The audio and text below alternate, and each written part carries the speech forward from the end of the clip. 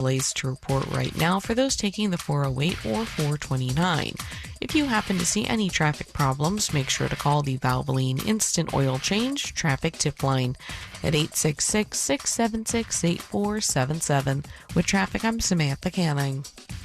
This report is sponsored by the Florida Fish and Wildlife Conservation Commission. Boating restricted zones keep Florida's waterways safe. In idle speed, no wake zones, go just fast enough to steer with no wake. In slow speed, minimum wake zones, stay off plane and create little to no wake, but always stay fully settled in the water. Learn more at myfwc.com. Hey, it's that mortgage guy, Don. I can get you pre-approved in as little as 1 day, even if you're a first-time home buyer. Get answers today at thatmortgageguyDon.com.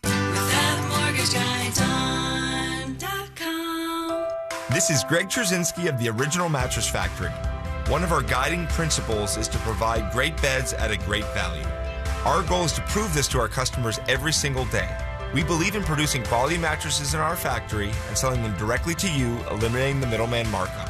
You can rest easy knowing that you're getting a hand-built mattress at a real value. Stop by a location near you. We're confident that you'll be able to see and feel the OMF difference for yourself. Learn more at originalmattress.com.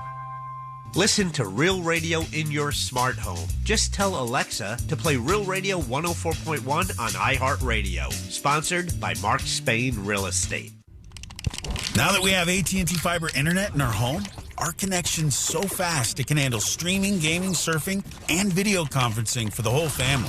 The only downside? Our kids' friends are coming over way more often than we'd like. Hey, Jaden, Braden, Zayden, come on in, you guys. Luke, what's up, buddy? How's baseball going? I've got the game streaming in the den. Maybe you can pick up some pointers before we take on Kennedy next week. Ashley A, Ashley D, Ashley P, is this for a group project again? Because last time it looked a lot like high-speed reality TV research. Hey, Kristen! You got the ring light and the tripod this time. Don't forget to tag the house with the fastest internet. Honey, it's going to be another late one. We're going to need more snacks. Tell all your neighbors, AT&T Fiber has arrived. Hyper-fast internet is now available in your neighborhood. Learn more at att.com/internet. Limited availability in select areas. I'm Mark Anajar. I'm Glenn Levine. I'm Ellie Anajar. Together, we're Anajar and Levine. If you've been hurt in a car crash, we'll fight to get you the maximum compensation you deserve. Call Anajar and Levine for your free consultation. 1-800-747-FREE. In Office Orlando. Identity theft can cost more than you think. Drained investment accounts, stolen tax returns, lost wages, expenses for lawyers. It's a lot. That's why LifeLock is backed by the $1 Million Protection Package, which covers up to $1 million for stolen funds, fees, and experts and lawyers, and out-of-pocket expenses. Don't face the burden of identity theft alone. Protect your future and finances with LifeLock. Join now. Save up to 30% off your first year with promo code BECK at LifeLock.com. 1-800-LifeLock, promo code BECK. LifeLock.com. Terms to apply. Win $25,000 in free impact windows from Maurice Windows. Text TRUST to 20129. iHeartRadio FIFA World Cup Update. Argentina pulled off a thrilling comeback win over Egypt, advancing to the World Cup quarterfinals. Lionel Messi led the late match charge with his game-tying goal in the 83rd minute. Lionel Messi, the savior for Argentina. The Argentines won the match 3-2 and will face Switzerland in the quarterfinals. The Swiss advanced by beating Colombia on penalty kicks. Download the iHeartRadio app for live Fox coverage of every game. Broadcasting live from the JustCallMo.com studios. Injured on the go? Just call Mo. Visit JustCallMo.com or dial 1-800-CALL-MO. This is WTKS-FM HD1 Cocoa Beach, Orlando. An iHeartRadio station. Guaranteed human. Someone's going to get offended. It's just the way the world works. So to hopefully save everyone a little time and or energy, here's this. The opinions that you hear are those of the host and callers, and not those of iHeartMedia, its management, or advertisers. The News Junkie is on. The best friends you never knew you had, running through the most viral stories of the day. The News Junkie starts now. It is Wednesday, July 8th, 2020. 26. Lots to get to today. From another plane disappears to a strange bikini drama hits a Miami TV news station, and Cracker Barrel helps solve a cold case murder from the 80s. Plus your calls, dispatches, emails, texts, and more. C-Lane is here. Hello. So is Josh. Good day. And you are too. Join us with the dispatch over at thenewsjunkie.com or in the News Junkie app right now.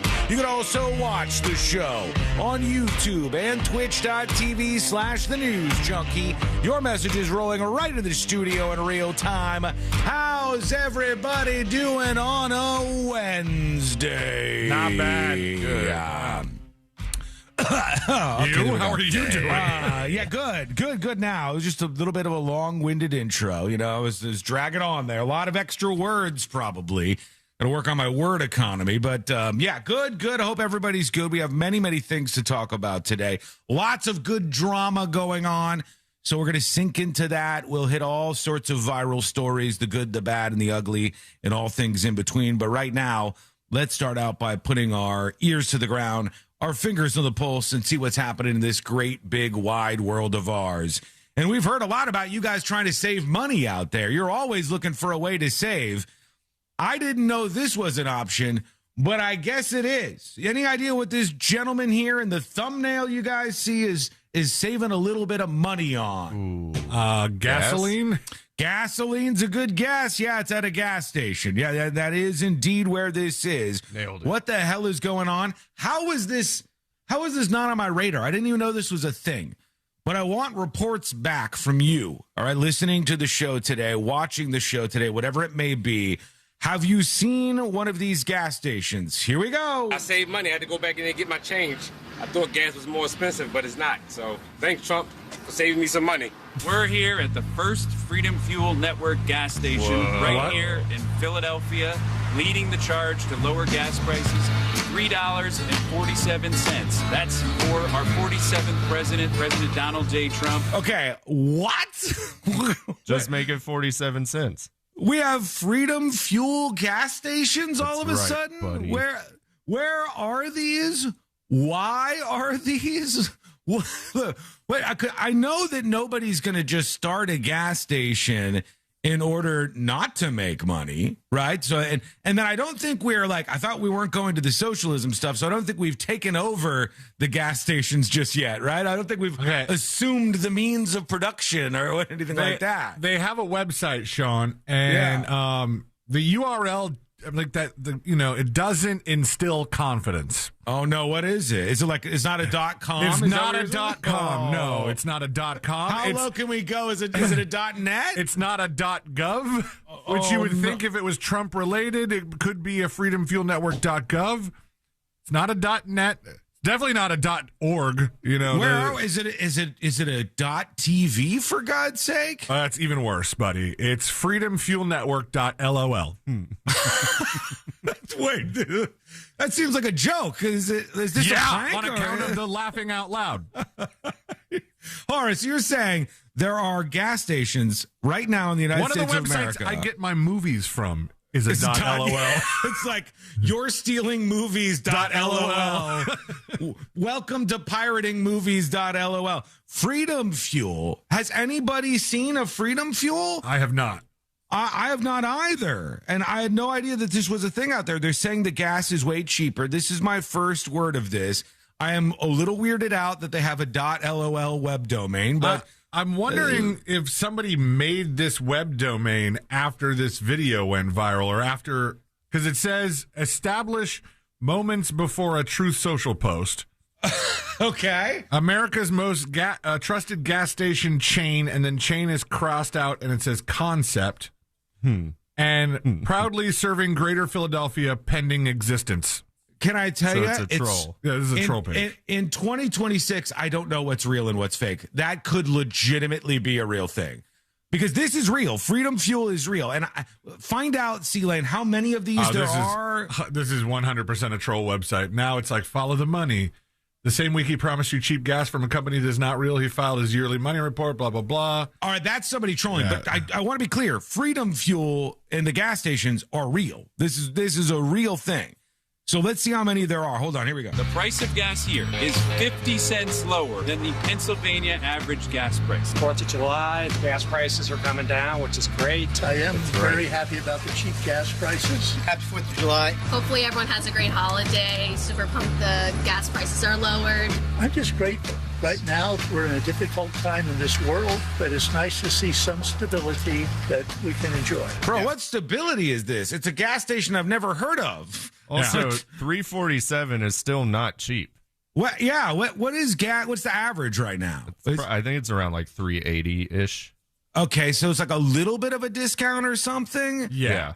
So, but this is real. It's a real place. There's really these gas stations popping up. They're trying to say like it's freedom gas. It's way cheaper than everywhere else. I have a lot of questions. Let's finish this up. I appreciate the lower gas prices. Oh, yeah, definitely. When I saw it, I thought it was fake news, but I'm glad it's true. I definitely couldn't believe my eyes. When I just rolled past, I'm actually taking a trip down the shore, so I wasn't even going to come and get the gag, but I'm glad I did, because now it just saved me a lot of money. Thanks a lot, Trump. Just keep doing what you're doing. You're doing a good job. Thank you, President Trump. Thank you for helping our country. It's President Donald J. Trump leading the charge to lower gas prices right here at Freedom Fuel Network's gas station. What the hell is a Freedom Fuel gas station? That's it. Thank you, I know. It's part of the Freedom Fuel Network, Sean. Well, what is the Freedom Fuel Network? It is exactly what they say it is.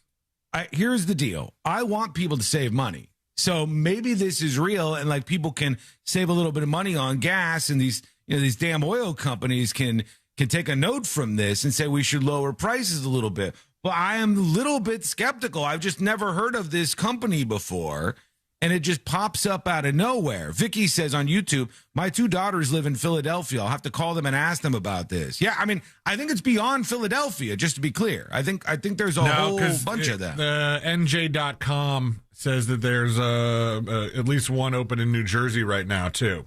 Okay, so we got Jersey, Philly. Do we have anything out of the Northeast? Can we get somebody to visit one today? Is it a real place or is it a .lol? That's what we're looking for here. Let us know. No, the .lol was something I fell for, but it was still pretty funny. This is what I'm saying. It's such a strange thing that this has popped up overnight, and nobody was talking about this ahead of time, as far as I'm aware. So it very well could have been that was a real gas station. That's the big question. But I did see this posted by the White House. So they're, Freedom Fuel. There must be some news stories about this. 25 of them. They're all in Pennsylvania and New Jersey. Nowhere else. Why? Because Philadelphia is where the Continental Congress was, pal. Which one of those states voted for Trump? Pennsylvania, New Jersey? Probably Pennsylvania. Yeah, Pennsylvania possibly. But I mean, I feel like you would have put that somewhere in like a really big. Well, maybe you don't want to put it in a stronghold because you already got those votes. Maybe you want to put that somewhere like, these people hate me, I'll make the gas cheaper. Put this over in Los Angeles. Well, you're never going to win there. It's not going to happen. I'm very confused as to what's going on here, but I do like saving money, and I know you do too. Oh, here we go. This says Freedom Fuel Network gas stations have arrived. All right, that's the same video from the White House. White House is promoting Freedom Fuel gas stations near Philadelphia with opaque ownership. Opaque, for those of you who are new to the word game, means not see-through, not clear. You can't tell who's owning these places. The gas stations sell gas at $3.47 a gallon, but the White House says it's a private company and has provided no funding. Okay, but why on earth would a private company ever go, we'll take a haircut on the gas, unless there was something in it for them, right? Like there's always something in it for them, for whoever's doing this stuff. It's a network of 25 gas locations selling regular gas at $3.47 a gallon. The single-serve Doritos there are $8. They're not taking the haircut. They're just moving the money. Bottle of water, $16. Yep. According to the Philadelphia Inquirer, the debut location was a converted Sunoco. They still got those? Yeah, I was wondering if there's only so many locations across like Philadelphia or Pennsylvania and nearby New Jersey.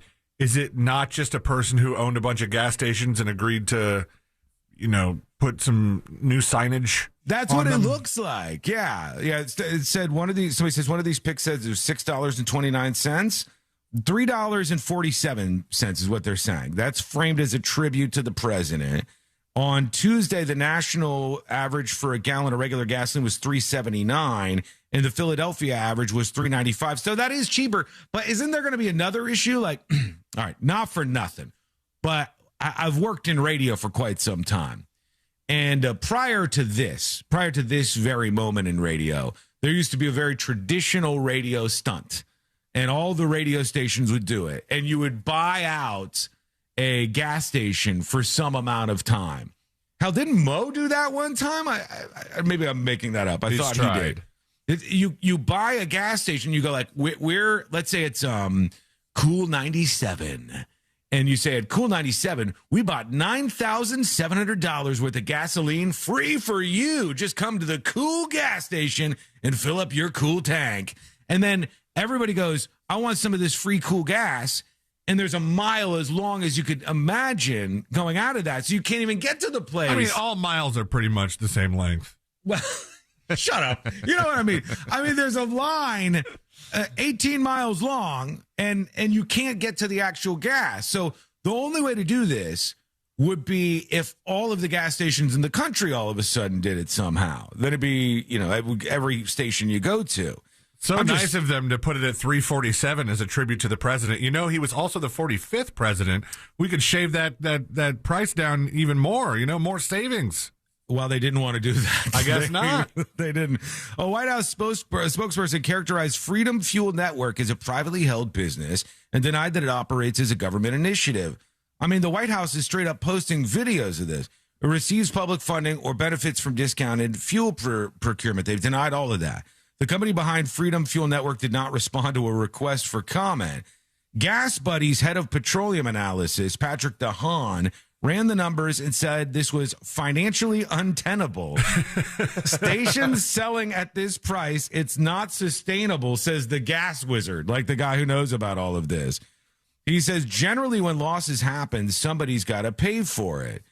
Though unable to identify the station's owners or explain what agreements might underpin their fuel costs, DeHaan noted that numerous locations already appear in Gas Buddy's database under names that are vastly different. So this is like a huge mystery to even the people who are like obsessed with gas and gas prices and all of that stuff. So let us know if you're over there and you're wandering around and you're seeing one of these Freedom Fuel gas stations today. And I also want to know from you people, because some of you are crazy. Some of you are like, I hate Trump so much, I want him in jail. Do you care about a deal on gas enough that you would go to the Freedom Fuel gas station even if you don't like Trump? Like, would you grin and bear it and go, all right, we'll fill up the car and I'm going to do it anyways, even though, like, just for the deal? Let us know. Give us your dispatches, emails, and all the rest over at thenewsjunkie.com. That sounds like the beginning of a Nathan for you. Like, all right, you want 50-cent gas? Come to Hitler Gas. Okay. Would you guys go to Hitler Gas to fill up? Not that I'm comparing the two, but let's just to give an extreme example. Would you go to Hitler Gas if they had the best gas prices in town? I would. What do I care? I mean, the money's not going to Hitler. Oh, God, am I really having to rationalize this? It's long gone, Josh, okay? He's dead. There's Mecca Hitler. No, he's Rip, all right? Would you go? Some of you saying, hell no. You guys are crazy. You guys are crazy. If there was, like, your worst enemy, like, even if you took, who do Republicans hate the most, so we can be fair about the comparison? All right, if they had Sleepy Joe. Like, if they had Obama gas and Obama phones at a gas station that were 50 cents a gallon and you get a free Obama phone, I think even the guy with all the MAGA hats is taking the hat off and going, well, today I'm going to get the 50-cent gas. I'm going to go do this right now. I think Obama phone sounds like it's a burner anyway, so those things will fly off the shelf with the miscreants of the world. Somebody says BJ's and Costco are still cheaper. Yeah, Costco usually has a great deal, but that's why they're doing so well over there. But all right, let us know if you see that out there. Look, we have so many things to sort through today. We have big World Cup drama. We got this Graham Plattner stuff. If you've been following that, is Mitch McConnell alive? A very awkward update. I'll give you that as well. All of this on the way. In fact, when we come back, something very strange happening in the sports world.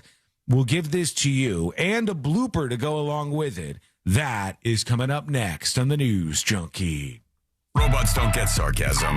We bathe in it. Real Radio 104.1. Guaranteed human.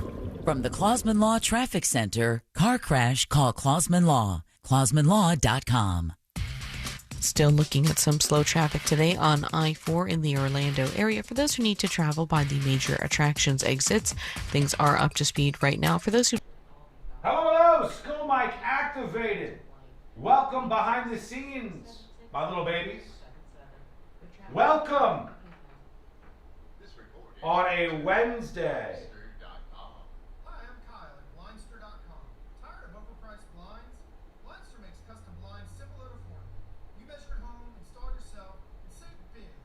Welcome. TNJ Chat, YouTube, Twitch, how are you? Okay. Hey. Oh no. Oh no. Stand by for bad news.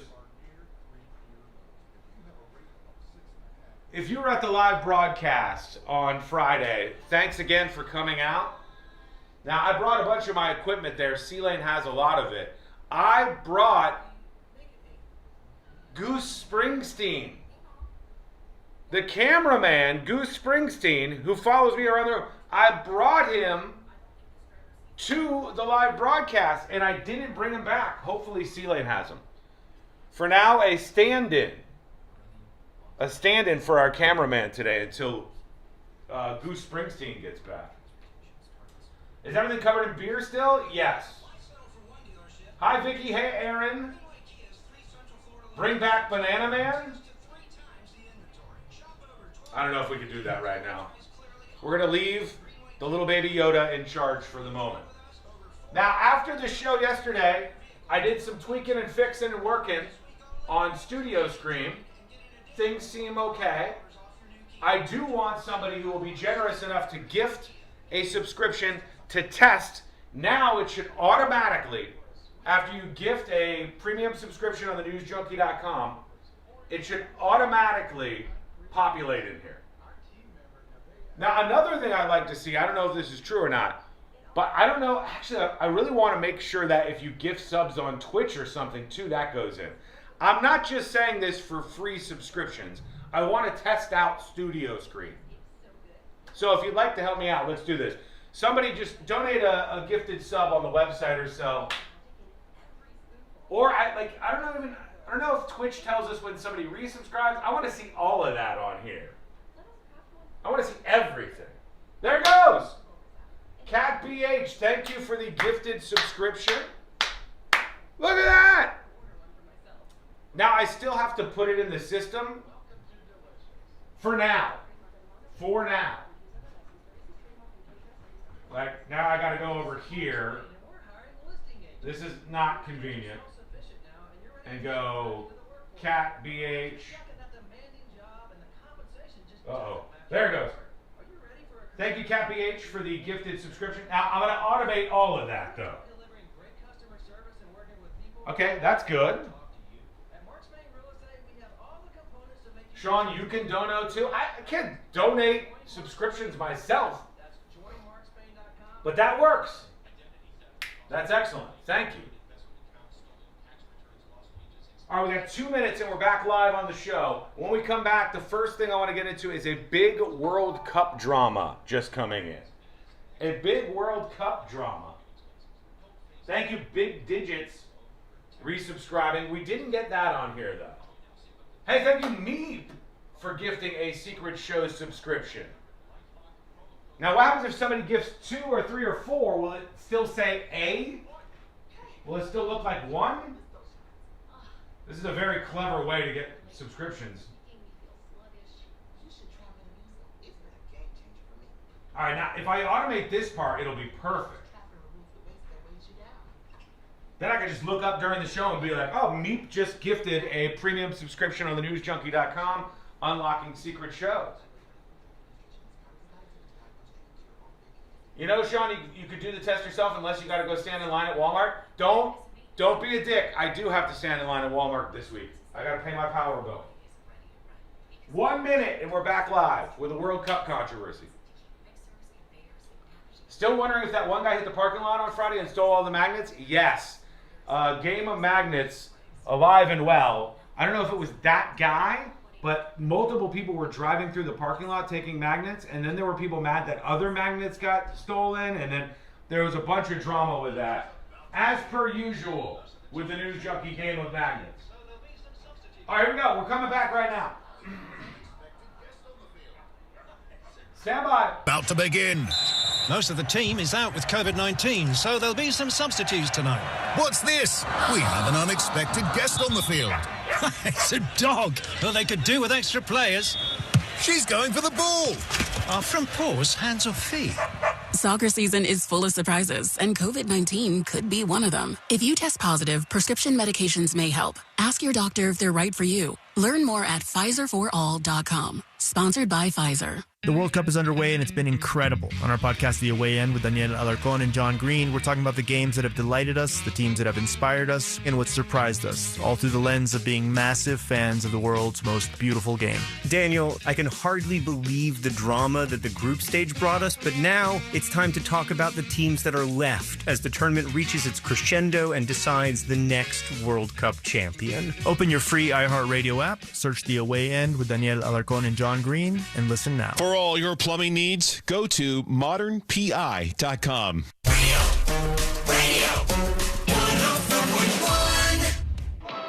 If it's important to you, it's on and probably being mocked by.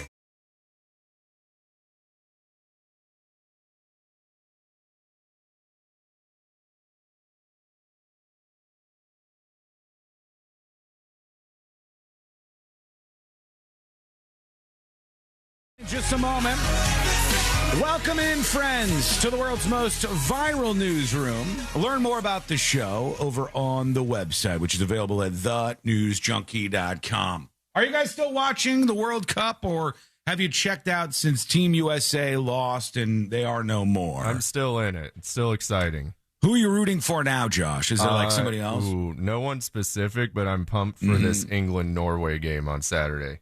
See, I'm looking at them sometimes and I think of it about like the global situation that we face, and I'm like, which team should I pick? Last night it was Switzerland and somebody. I'm like, I don't really care about Switzerland. Yeah, and I go, Colombia's kind of cool sometimes. I'm like, who do I pick here? And then I just sort of randomly pick one of the teams to follow. And it's been fun. It's a good time. You can bet on it in TNJ chat. Do all those good things, if you will. But the World Cup, whether you hate it, love it, or whatever, has brought in a ton of viewers. For example, the U.S. men's national team. Here's the story. The U.S. men's national team, in their final loss to Belgium, where they went down 4-1, it was embarrassing, Josh. It was not a good game at all. And they were being watched by a lot of people. It was an average of 30 million viewers on Fox, which is the most watched soccer telecast in U.S. history, folks, according to the New York Times. Telemundo reported 12 million viewers on its network. Back to Telemundo for a weird thing in a second, making it the most watched U.S. men's national team game in U.S. Spanish language TV history as well. The combined 40 million viewers will likely eclipse any single game this decade other than the juggernaut that is the NFL. So about 40 million viewers watched the U.S. men's national team. That's in the United States alone. Of course, you got people all over the world watching this stuff. But now there's a weird tension going on. And, Celine, you know, there's a world where they make a lot of money when it comes to the World Cup. I'm sure you've seen some of this. Yeah. One thing that I saw so much so that FIFA is insane about their sponsorship agreements and making them cover up the Levi's signs. So great. They did it. They did this at the Seattle Stadium too. Like, it looks like the Seattle Stadium is whatever stadium, and it looks like someone has gone over and just put a big black strip of tape over the whatever the sponsor Lumen is. Field is there. Lumen Field, yeah. Lumen just blacked out over there because they've been doing that because they want to make money. And then the thing that I saw that made me think of C-Lane, believe it or not, was did you see, C-Lane, the technology that they use for the advertisements on the side of the field? What about it? I mean, they've done a lot of this before. Are you talking about? In some cases, I think they green screen it out, and you only see the ads on TV, and you don't see them in person. This is right down your alley, okay? C-Lane loves this kind of tech stuff. I saw a story that said these digital screens on the side of the World Cup games, the ones like around the edge of the field, they broadcast in such a way that different cameras tuned to different frames per second in different regions are showing different ads at the same time. Does that make any sense to you? Yes, and it's a little crazy. So you have like a camera tuned in and you're watching in America and it's an Adidas ad on the side of the pitch where they're playing soccer, but somebody else watching the very same game in England is seeing a completely different ad because their camera is tuned to a different frames per second. So what does it look like to the naked eye then? I have no idea. Look what that up. What FPS do you see in? Look World Cup 4 ads sideline screen, something like that. You'll see what I'm talking about. I don't know, Josh. What you like? If you were just sitting there, I don't know what you see, but it's a way for them to ad max everything revenue potential wise that they could.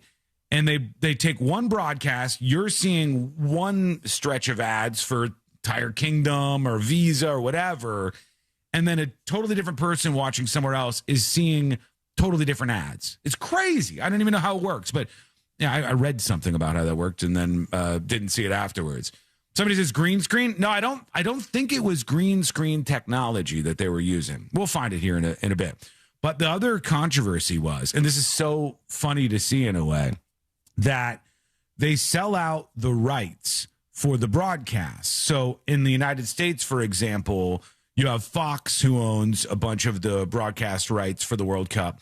But then they also sell out the broadcast rights in other languages. So Telemundo owns the Spanish language broadcast rights in the United States of America.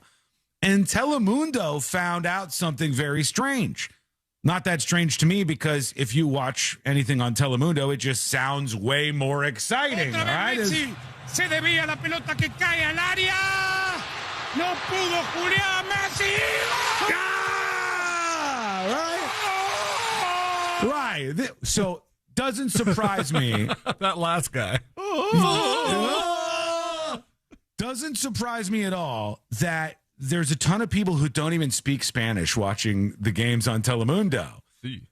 So Telemundo is like, how do we handle this? And here's a story. There is reportedly tension between Fox and NBC as Telemundo courts English speakers for the World Cup.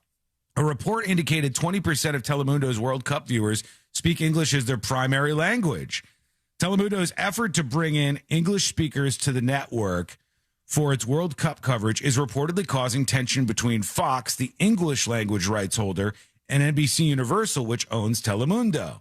In a report outlining media companies interested in securing the rights for the 2030 and 2034 World Cups, CNBC reporter Alex Sherman noted that FIFA may choose to package English language and Spanish language rights together for one media partner. Why? Because there's some tension. The report goes on to explain Telemundo has claimed some unknown population of English speakers who are watching the games via Peacock has dampened their reach. And they've been intentional about dealing with this. The network tapped actor Owen Wilson, who is not Latino or known to speak Spanish, for an ad campaign ahead of this. And then they said at one point during one of the games, the Telemundo people stopped speaking Spanish and welcomed their English-speaking viewers in English. And I'm like, oh, okay, I see what they're doing now, you know. And of course, FIFA gets mad because they're like, oh, we should be making even more money. We want to make even more money. Classic FIFA action here. But there's a fight over that, which is funny because some of the audience for Telemundo is like, what is this crap? They're talking in English on our Spanish broadcast. Speak Espanol, idiot. And I say to you, Telemundo fans, welcome to our world, all right? We've had Spanish on this radio station on ads. We've had, we get it introduced into our world all the time, and English speakers see ads or hear ads that are in Espanol on YouTube, on all sorts of places. Now you're having to deal with it. So enjoy for a little while, okay?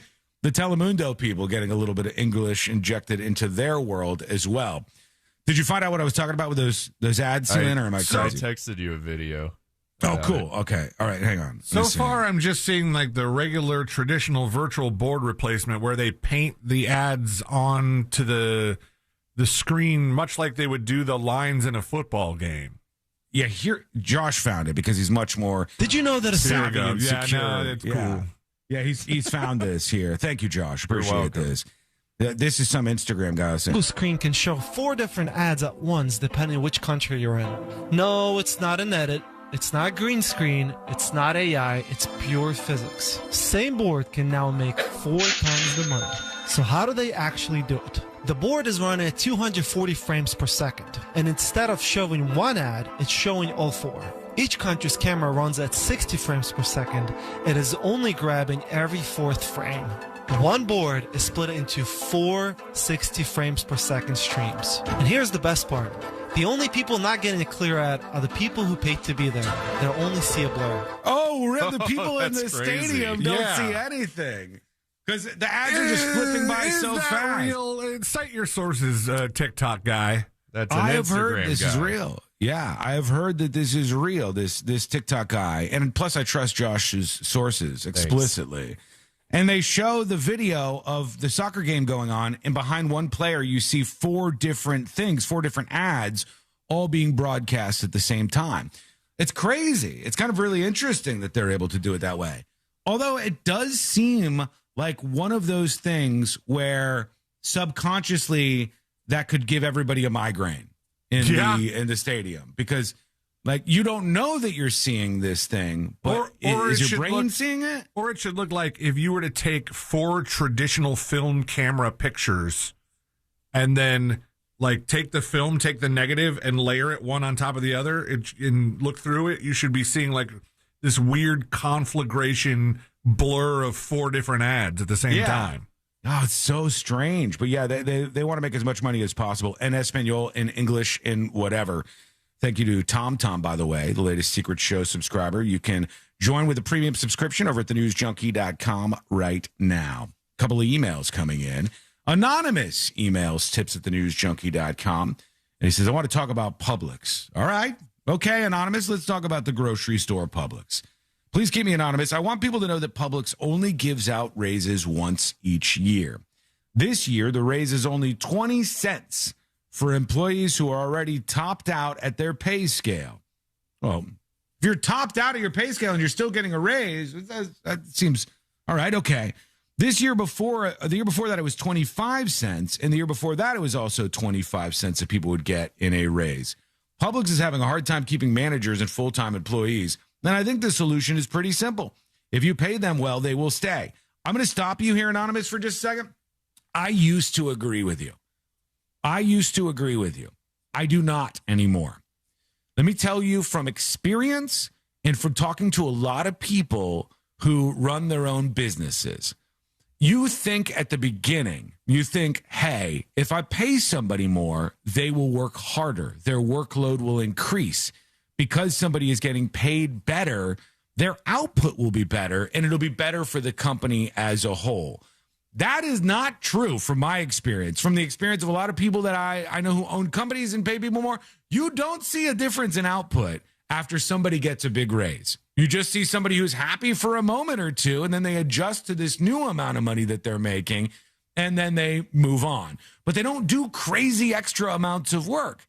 And you know what? That's fine. Maybe they weren't paid well enough to begin with, and they deserve the raise no matter what.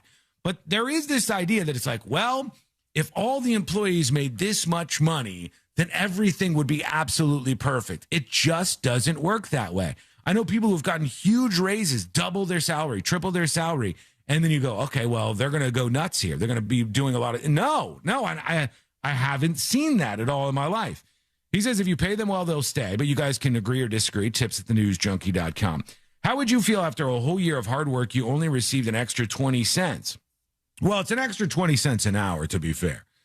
I want Publix fans to know what's happening so they can do something about it because I'm too scared to speak up for myself, says Anonymous. Well, I don't know. I thought Publix did a pretty good job paying their employees. I think Publix it does a lot of nice things. I think Publix is a good company. It's one of the biggest employee-owned companies. Socialism! One of the biggest employee-owned companies in the United States of America is Publix, and they also hire a lot of disabled people, which seems to annoy some of their fellow employees, but it's nice to pass through as you're checking out at the grocery store to be like, oh, look at that. That's sweet. Todd emails the show. Give us your thoughts, just like Todd and Anonymous. Todd says, I hope your 4th of July went well. I have 2 suggestions for you. Can we add something to the app? Can we put check marks next to listened episodes? I listened to one of the previous episodes, and it took me 15 minutes to figure out I'd heard that one before. Also, a fast-forward and rewind option will be awesome. Last thing, it takes a minute to load sometimes. People like to see a spinning circle or something flashing by. I've closed it before because I thought it was frozen. No spinning circle. What kind of Coderino doesn't have some sort of, buffering signal or... That was all about me. He says, I appreciate you, says Todd. All right, Todd, I'll put this to the side. I'll see if we can make that happen for you. Instead of a spinning circle, though, I'd like it to be the fickle beast, like tapping his watch, like... or like Sonic the Hedgehog. You would tap his foot. Or Mario would just go to sleep. You just start pew-pewing? Or wait, hold on. Is that the sleep thing you do? What's the noise you make when you're sleeping? That's what I was looking for. Honk shoe. Honk shoe? Honk shoe. Honk shoe. I don't know if that'll read. There you go. How do I put that you just did? How do I put that into words in a comic? I don't know. Say it into your voice text and see how it goes. No. Say it's a TNG. I just kind of did it on accident there. All right. Thank you, folks, for hanging out with us today. Join us with your emails or record your voice or even your face with a video or audio dispatch at thenewsjunkie.com or in the app right now. Quick break. And when we come back, I'll get to the blooper that I was talking about. Very awkward moments for CNN as they were talking about what's happening with Mitch McConnell. Where is he? Is he dead? Is he alive? Is he whatever? A great moment. Really, really great moment that I want to play for you. And that is coming up next on the News Junkie. Real radio is the Jim Colbert Show. What kind of snack would you have while you're looking at amputee porn, Jimmy? Is that a fiddle-faddle moment? Cheez-Its? Pretzel nubs? Jack with the win. The Jim Colbert Show, weekdays at 3 on Real Radio 104.1. This weather report is brought to you by Mills Air. Hey there, I'm Fox 35 Storm Team meteorologist Brooks Garner with your Fox 35 Central Florida forecast. Well, the theme of our weather for the rest of this week is warming temperatures until it's just smotheringly hot this weekend and lower rain chances. So we're not going to catch the benefit of those cooling downpours. All right, today's high 95 to 97. It's going to feel like 105 degrees. Rain chance at 40%. For the rest of the week, rain chance is down to a 20% chance. High temperatures reaching the upper 90s. This report. Hello, welcome behind the scenes of the show. Skull Mike is activated. Commercials be damned. Here, in this space, we hang out with each other. PF says, this guy is an idiot. Thank you, Publix, for not handing out unnecessary raises and helping to keep our costs low. Oh, that's nice. For you. Stand by, let me make sure I added all these gifted subs. I don't want to miss anybody. No, I didn't. Like an idiota.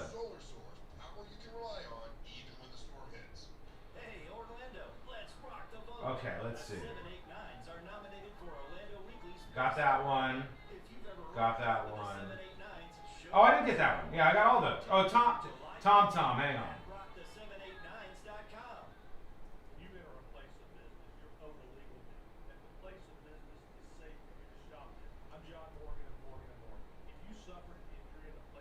Thank you, Tom, with a gifted subscription over on thenewsjunkie.com. God bless you. God bless you.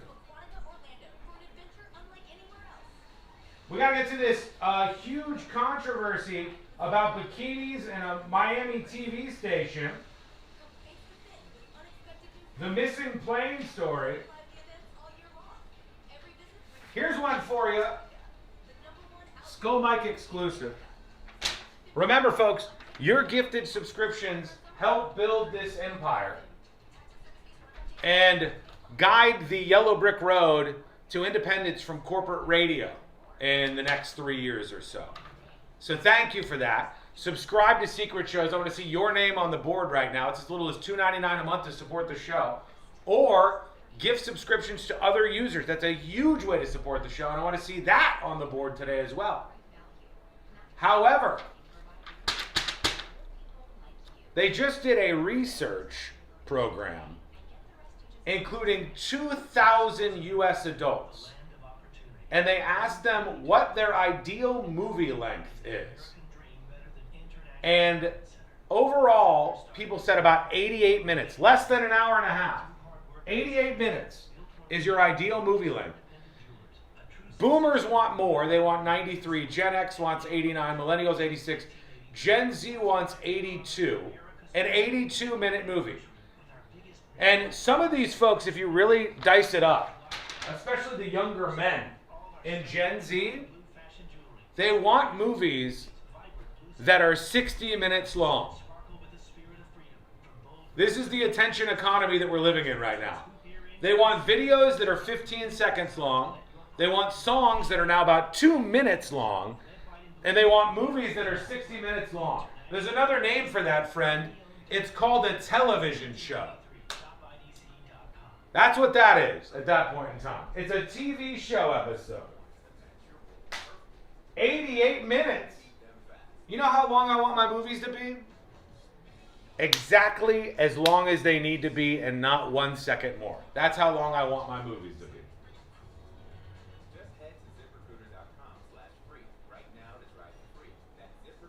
How about more comedies? How about more comedies indeed?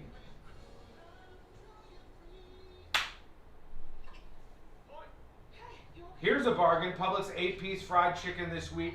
It ends today. Well, go get that.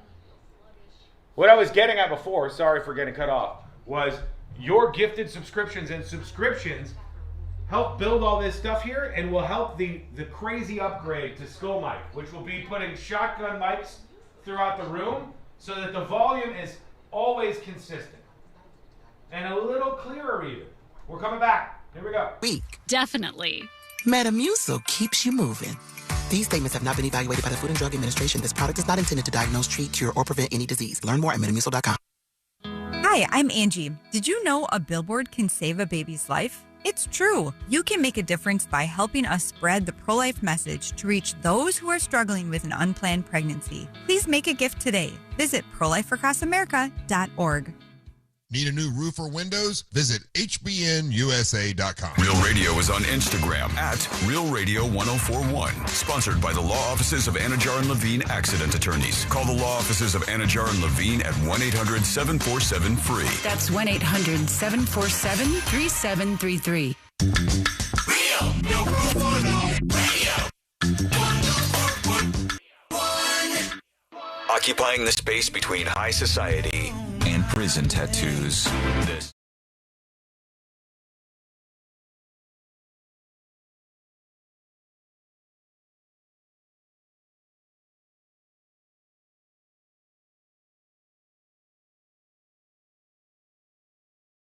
Us together. Who would have thought on a day like this? Thanks for being with the show. Thanks for being in the world's most viral newsroom. Learn more over on the website, thenewsjunkie.com. Now, I'm wondering if we're going to figure out this week on the show what the hell is happening with Mitch McConnell. And if you don't know who that name is, he's that politician guy who zonked out a couple of times. He's the politician guy who would be in the middle of a sentence and then just stop talking, who, like a bunch of these other politicians, are just like way too old and maybe not properly representing people in Washington, D.C. pushing me back to my 2-term limit idea and my mandatory retirement at 75 idea for everybody who's an elected official in the United States of America? Yes, I do think that would be a great idea. But right now, we don't even know if Mitch McConnell is alive or not. Now, here's my experience, okay? There are 3 possible things that could be happening in this situation. And I know this from covering news stories for decades and decades. Here are the 3 possible scenarios when somebody is possibly dead and not saying anything, right? Number 1 is that person is actually dead. All right, that's number 1. The person's actually dead, and so they're not coming out to the media and saying, hey, guys, I know everybody's opining endlessly, talking endlessly about whether or not I'm alive or dead. So I just wanted to say, hello, I'm alive, I'm here. I am here.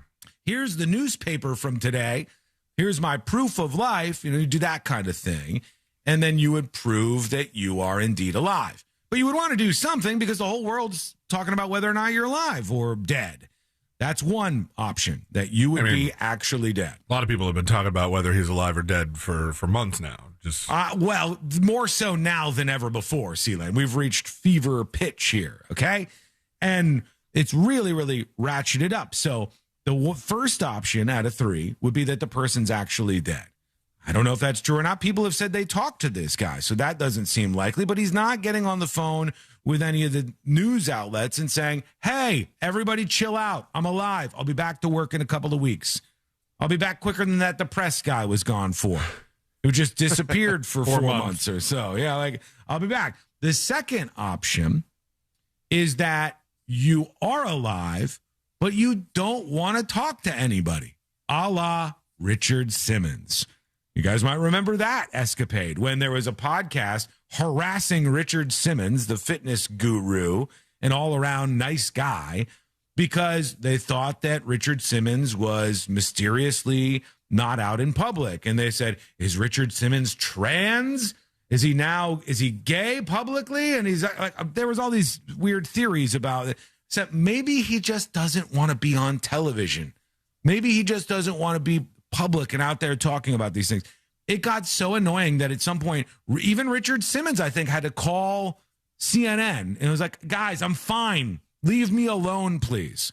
All right? Leave me alone if you don't mind. So that's the second option, that the person's out there, but they just don't want to talk to anybody. First option is that they're dead. And the third option is that they're maybe not dead, but incapacitated and can't say anything. A la, what's her name who was staring at the balloons in the hospital? And there was Terry Schiavo. Terry Schiavo. Thank you, Points. Josh. Yeah, Terry Schiavo. The third option is the Terry Schiavo option.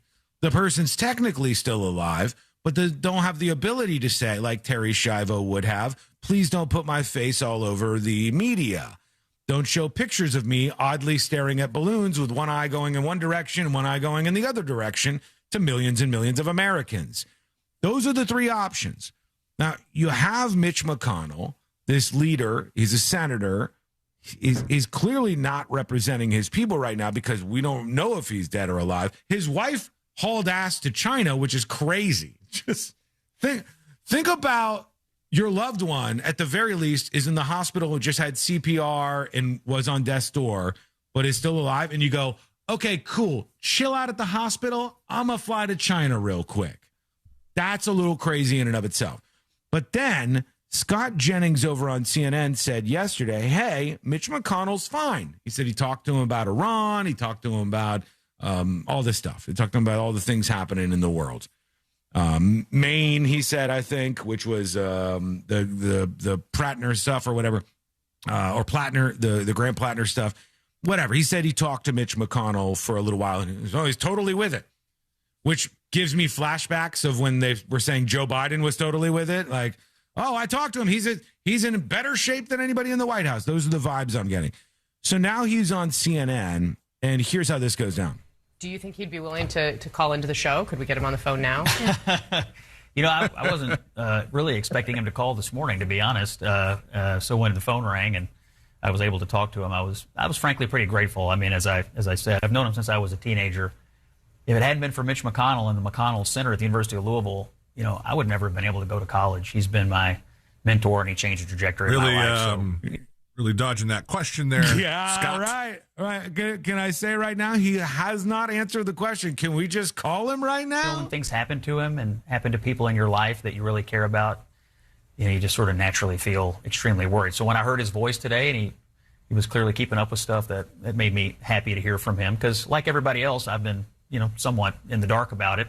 But to hear him talking and to know that he's also talking to the Senate leadership, it made me pretty happy. The MAGA media ecosphere, shall we say, has been driving a lot of the questions about where Mitch McConnell has been. Bro, they always got to do this stuff. It's like the right or the left is. You know who's saying this? Anybody who is represented by this guy. They're like, where's our dude? Where is he? Why do we have to search to see if our representative is alive or not? The very least people can expect from their elected officials is that we know that they're alive and working for us. That's like the very, very least that we could expect.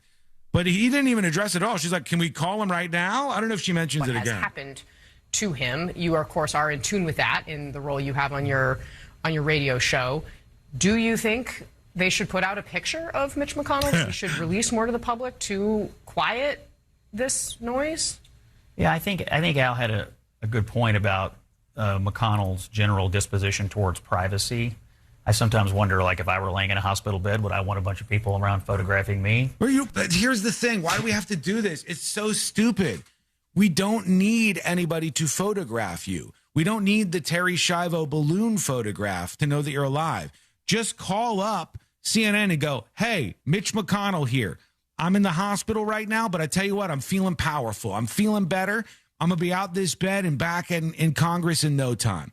So to the people who I represent, my constituents, rest easy knowing that this was a bit of a slip up for me health-wise, but I'm going to make it to the end of this term, and I'm going to be back voting for you and getting done what you want to be done in Congress in just moments as I get back to work in Congress here, blah, blah, blah, whatever.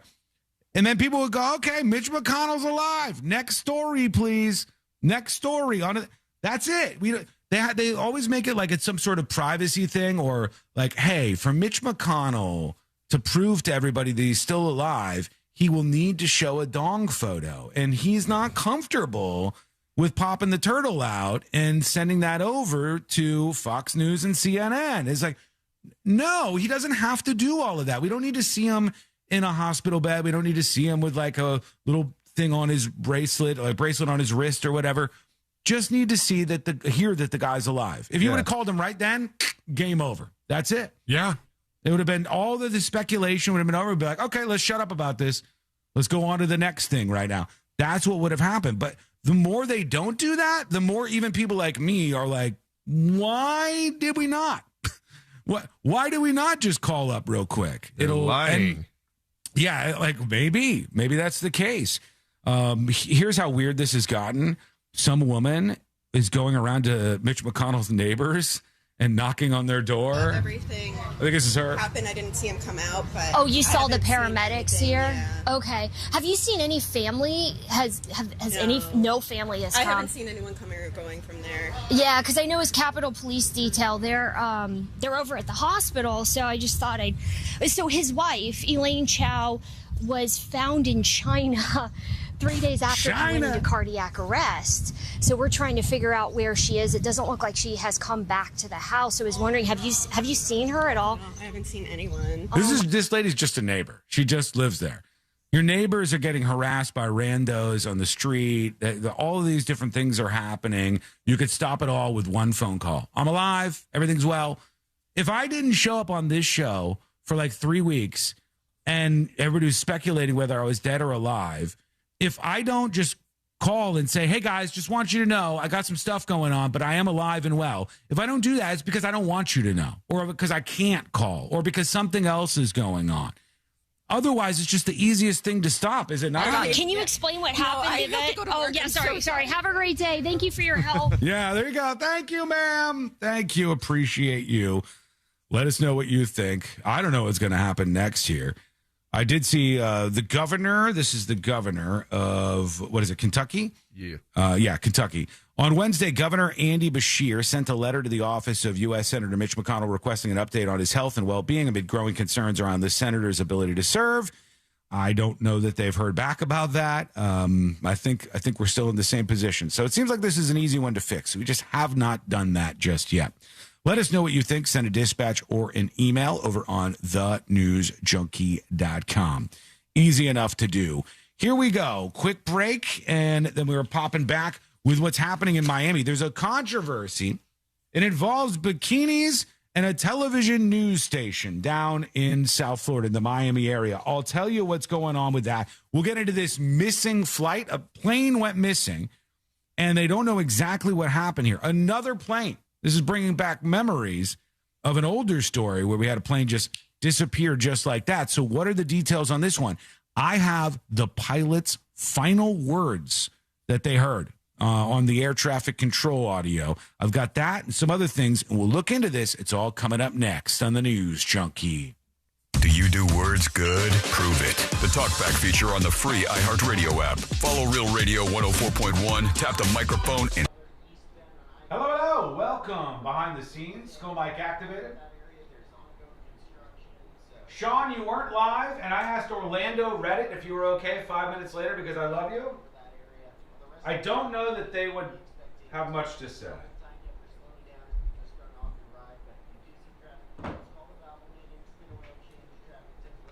Kind of weird over there, you know what I mean? Kind of a silo of like very particular thought over on the Orlando subreddit.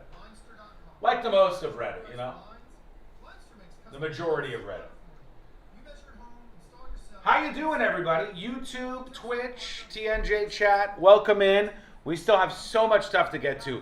I have a full roundup on the Graham Plattner stuff. Will he survive all these accusations, all the drama that's going on? Will we hear from Senator McConnell during the show? Why is a Miami news anchor in trouble over a bikini photo? These are the questions America is asking today. They want to help with that. And they want to explain, listen, this is why some of these things happen. Oh. It happens to all at different times in their lives, and they want to help you get ahead of it so you don't end up needing some sort of invasive, painful surgery. They've got the pain-free procedures where 98% of men see results right there in the office. Right there, same day. They're offering a free consultation, but you've got to call 407-723-7533. 407-723-7533. Quick note for all you guys out there who are trying to get creepy up in Sophie Cunningham of the WNBA. Up in Sophie Cunningham's DMs, you're trying to get a little weird with her. I feel like I know her. She's so great. Oh, Sophie Cunningham has become one of the most popular women's athletes in America. She plays for the Indiana Fever, but she's probably not going to date you, gentlemen. Probably not going to date you. Because she says she doesn't date guys that are blank. What is the answer, chat? Sophie Cunningham of the WNBA says she doesn't date guys that are blank. Bald? No. That might be on the list, but no. Poor? Good guess. No. Male? No. Fans? No. Sophie Cunningham of the WNBA has said she does not date guys who are blank. Have penises? Have small hands? The finger point is sexy. She made it a good meme, didn't she? That's her, Sophie Cunningham, pointing at the other player. She doesn't date guys that are fans of the News Junkie, says VW Shane. Artemis says guys that have a penis. No. She doesn't date guys that are WNBA fans. No, nobody's gotten it yet. No. Sophie Cunningham says she doesn't date guys that are blank. Named Sean. I'm taking Mike. Guys that are meat eaters. Guys that are geeky. No. Sophie Cunningham says she does not date guys that are under 6'1". So that's about every single one of you in chat, just for the record. Mr. Predicto, is there even one man who is watching the stream right now in chat who is taller than 6'1"?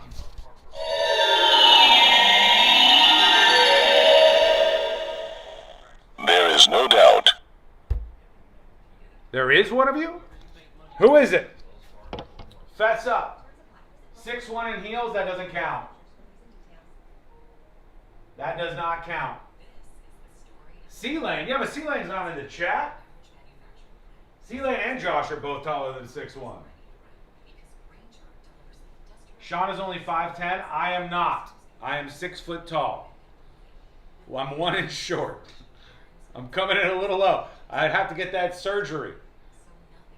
Get that Weezer surgery in my leg.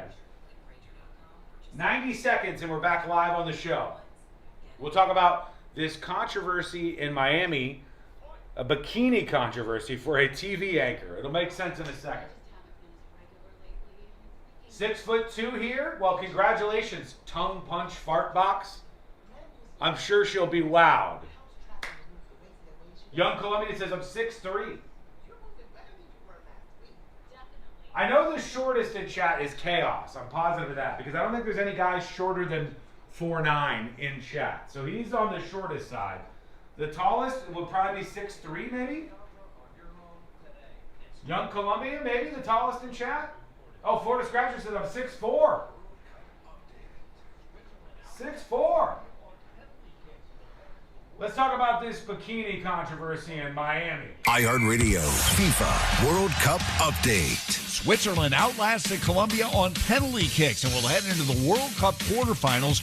Ruben Vargas buried the game winner. And he does score! Ruben Vargas! Switzerland will now play Argentina, who pulled off a dramatic 3-2 comeback win over Egypt. No games at the World Cup today. The quarterfinals will start tomorrow. Download the iHeartRadio app for live Fox coverage of every game. Coming to you live from the JustCallMo.com studios. Injured on the go? Just call Mo. Need help after an accident? Visit JustCallMo.com or dial 1-800-CALL-MO. This is WTKS-FM HD1 Cocoa Beach, Orlando. An iHeartRadio station. Guaranteed human. Radio.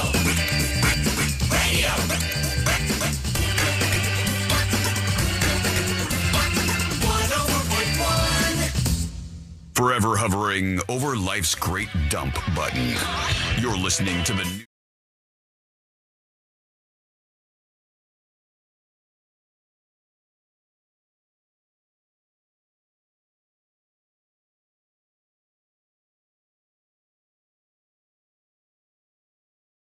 Drama in just a moment. It involves a bikini. I'll explain. Then we'll get to you, your emails, your dispatches, and other feedback over at thenewsjunkie.com right now. Quick question. I just want to gauge the temp on this. I want to know how people actually feel about this before we get into this TV news controversy. They just finalized a rule in the EU, that's the European Union, so it's like, all European countries. And they just finalized a rule that requires there to be a camera in every new vehicle on the driver at all times. So in your car, it requires a camera pointed at the driver 24/7 or whenever you're driving, obviously. You would have to have this camera pointed at you to gather information for God knows what. For God knows what. And I ask you, would you be cool with that in the United States? Because that is coming, just so you know. Like, that's absolutely positively coming in the wave of technological advances in cars. It's happening. You're going to have a camera in your car on you every time you're driving at every single moment. How do you feel about that? Would you be less likely to buy a car that actually had that right now? When you say it's coming, are you saying that the law is coming to require this, or are you saying that the technology is coming? Because that's already here.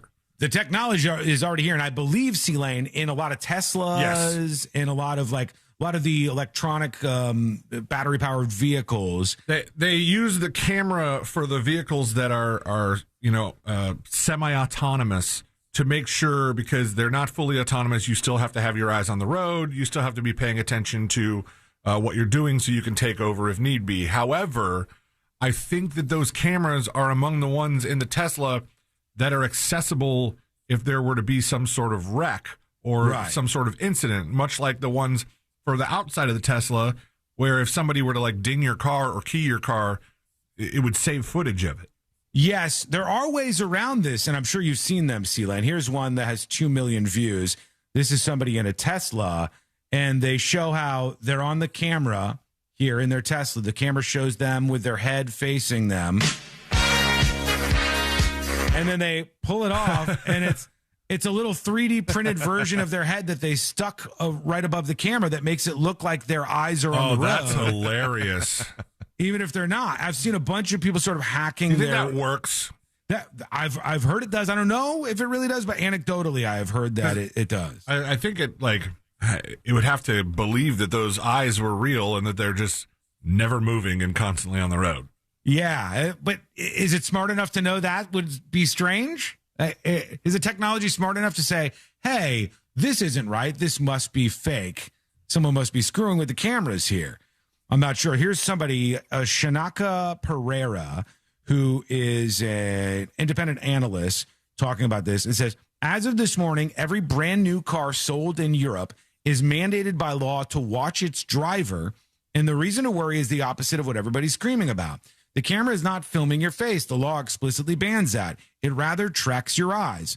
The danger is not what it does today. It's what it's physically positioned to do tomorrow. Does not make sense. The camera is not filming your face. It rather tracks your eyes. Well, the camera is looking at your face. Maybe it's not saving video of your face. Yeah. But I mean, like to say that the camera is not, those just seem so contradictory. Here's how stupid this is, Eli. Especially to the layman. This is why people should have this on their radar. What they mean is that while it's not recording an image of your face, it's mapping your entire face and can provide a map of your face afterwards to show where you were looking, what you were doing. So while it might not have the skin on your face and it might not have your color eyes, it's still your face. This is the opposite of what they do when they say, hey, the Hubble Space Telescope has taken a picture of the furthest star we've ever seen. It's got a picture. Here's the picture. And it's like, no, it's not a picture. It's not like a visual picture like you and I would look at. It's a composite. It's taken readings of the star. Yeah. And then somebody has taken that data and created a picture out of it. Some galaxy brain has taken this and brought it to the next level. He says the camera's not filming your face. The law explicitly bans that. It rather tracks your eyes. The danger is not what it does today. It's what it's physically positioned to do tomorrow. I want to ask you, think about this for a second. Like, would you be wary? Josh, would you be fine driving a car? I don't think your car does this, right? No. I don't believe it does. If your car had a camera that was pointed on your face all the time and sort of monitoring you, would you be okay with that or would you have concerns? I'd buy an older car. I think a lot of people might. Also, what if you're wearing sunglasses? Can it still track your eyes somehow? I don't know. If it was tinted sunglasses, probably not, right? Yeah. I don't know if we'll be able to see that. It says every new car and van, roughly 18 million of them a year, must now carry an infrared camera, usually on the steering column, that follows the driver's eyes. Look away too long, 6 seconds under 50 kilometers an hour, 3.5 above it, and the car warns you with a sound, a light, or a buzz in your seat. We're now like in some big experiment done by the car manufacturers where if we don't perfectly sit in our car, if we slump a little bit, if our eyes go off in the distance, they shock, they vibrate, they light up a thing on the dashboard that tells you to go get some coffee at the next stop. That's where all of this is going. So for the Tesla, it says you can absolutely wear sunglasses while driving the Tesla. However, if you use the full self-driving system, darker or polarized sunglasses can prevent the in-cabin camera from tracking your pupils. This disables hands-free driving and require you to periodically tug the steering wheel to prove you're alert. So you've got to pull on the steering wheel. They're watching us everywhere. And now you're going to be behind the wheel of your own car that you paid for, and they're going to be monitoring how you're doing. So if you get into an accident and they say, oh, I'm sorry, the technology has determined I'm seeing the face mapping right here. Like, All good here. We're playing with this the dog. This is Grok. All right, let's find some music. Good idea. Yeah, Good Grok, idea, human husband. Yeah. You haven't perfected the dialogue yet, Grok. You're like, oh, we're all doing this. Everyone comfy back there? Yes, all good here. We're She's in playing the with the dog. All right, let's find some music. Good idea. Okay. What was she doing there? She puts her hand behind his seat and then I feel like she was meant to caress him and and then reach she too far. didn't. She very off. This is strange, but this is what is happening now in Europe and probably going to happen to your car within the next 5 years or so. Are you okay with that? Let us know what you think. Send a dispatch over at thenewsjunkie.com right now. Lots of people emailing the show. We always want to hear what you have to say. Here's somebody who wants to be anonymous. Good morning, News Junkie. I hope you heard about the tragic accident in Castleberry recently. It took 2 innocent lives. They just released their names, so I thought I would share. I did not hear about this, anonymous. An accident where? And the link doesn't work that you sent. So see if you can find something else for me. Tips at thenewsjunkie.com. I'd love to see what you're talking about. Here's Ken talking about Mitch McConnell. It says, when Eminem was supposed to be well, getting around and staring into space while trying to speak in public. I think he's talking about Mitch McConnell, Eminem. You can't just call him Eminem and think that I'm going to know what that is. Is that a nickname that people use? I've never heard, because on account of the other Eminem. Yeah, I'm thinking is Slim Shady here. But when Mitch McConnell was supposed to be well and getting around and staring into space while trying to speak in public, I would guess now he's still probably staring into space now that he is sick. From Ken. Ken, do me a favor, proofread a little bit. Some of you folks, just a little extra eyeball on the email, and that would be, I think, quite helpful. All right? That would be, I'd be able to understand what the hell you're talking about at least a little bit more. Let me get some of these refreshed. Somebody says, you guys started off talking about that Trump gas station. Here's an Obama gas station in Columbia, South Carolina. Is this our future? Political gas stations? You know they have a Barack Obama rest stop in Ireland? Do they really? I swear to God. Do they just particularly like Obama? Yeah, he's their second favorite Irish president. Oh, after JFK? Yeah. Maybe number one, yeah. Here is Big Bird talking about the cameras in these vehicles. The Tesla cameras do follow your eyes. They can see through your sunglasses. If they're like welding glasses, of course, they couldn't see through that. But then again, neither could you. So, true.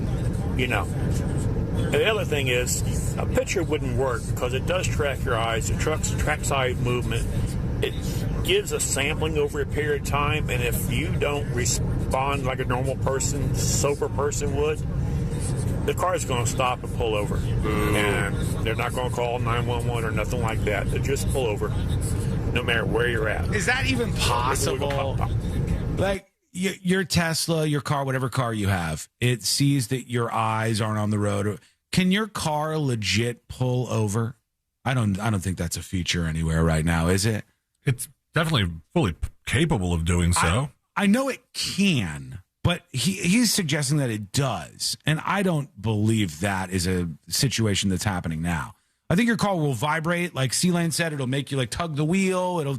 It'll do all sorts of things. But I do not believe that your car, if it's thinking you're doing something unsafe, will pull over. However, did I save this? Let me see if I saved this. It says, yes, a Tesla will automatically pull over and come to a safe stop if you fail to respond to its driver monitoring system. Seriously? Yeah. How the car really? behaves depends on whether you have full self-driving engaged or if you're using standard autopilot. If the cabin camera or steering wheel sensors detect you are unresponsive or looking away, it'll issue an escalating series of loud beeps and flash a bright blue-red warning on the screen. I wonder if they chose blue-red because it looks like a cop. Well, I was totally wrong. I had no idea. I had no idea that they would actually pull over like that could happen. Thank you for the information. And the other thing that's of concern, did I say this? I thought I did. Here it is. Yeah. So this is sort of along the same line of this. There were 2 young teenagers who were inside one of those Waymos. Sealand, when you went to California, you were in one of those Waymos. Yep. Yeah. And the teenagers... I have not, weirdly enough, ridden it since it's been here in town yet, but that's just because it's not going anywhere that I would be going. The teenagers hailed a driverless car, a Waymo. And when they get in the car, they're driving around and they're shooting those... Josh, what are those little beads called that you can... Orbeez? Orbeez. They're shooting these Orbeez guns, which is kind of like a BB gun, but it's not as hard as a BB, obviously. They're driving around in the driverless vehicle, and they're shooting people that they go by.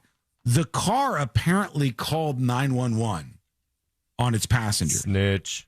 And the car snitched them out. So just look into the future that I'm showing you here. And I'm going to get to this story about Miami and the news anchor and the drama going on there. Are with you Bikini. saying that it's a bad thing that the Waymo car snitched out the kids that were orbit shooting people? Yes. I'm not saying necessarily that is a bad outcome, because it's good for all the people that were shot by Orbeez. Yes, that were impacted by this. But I'm saying it's a reality we need to consider moving forward, that our vehicles are going to rat us out. Now you might say, Sean, they already do that. And you're partially right, because in the last couple of decades, there's been technology under the hood of your car that after an accident, they could pull the data and it could see whether you hit the brakes, whether you were speeding. Famously is, it's been on our radar recently because of the whole documentary on Netflix about the Shirella, what was her name?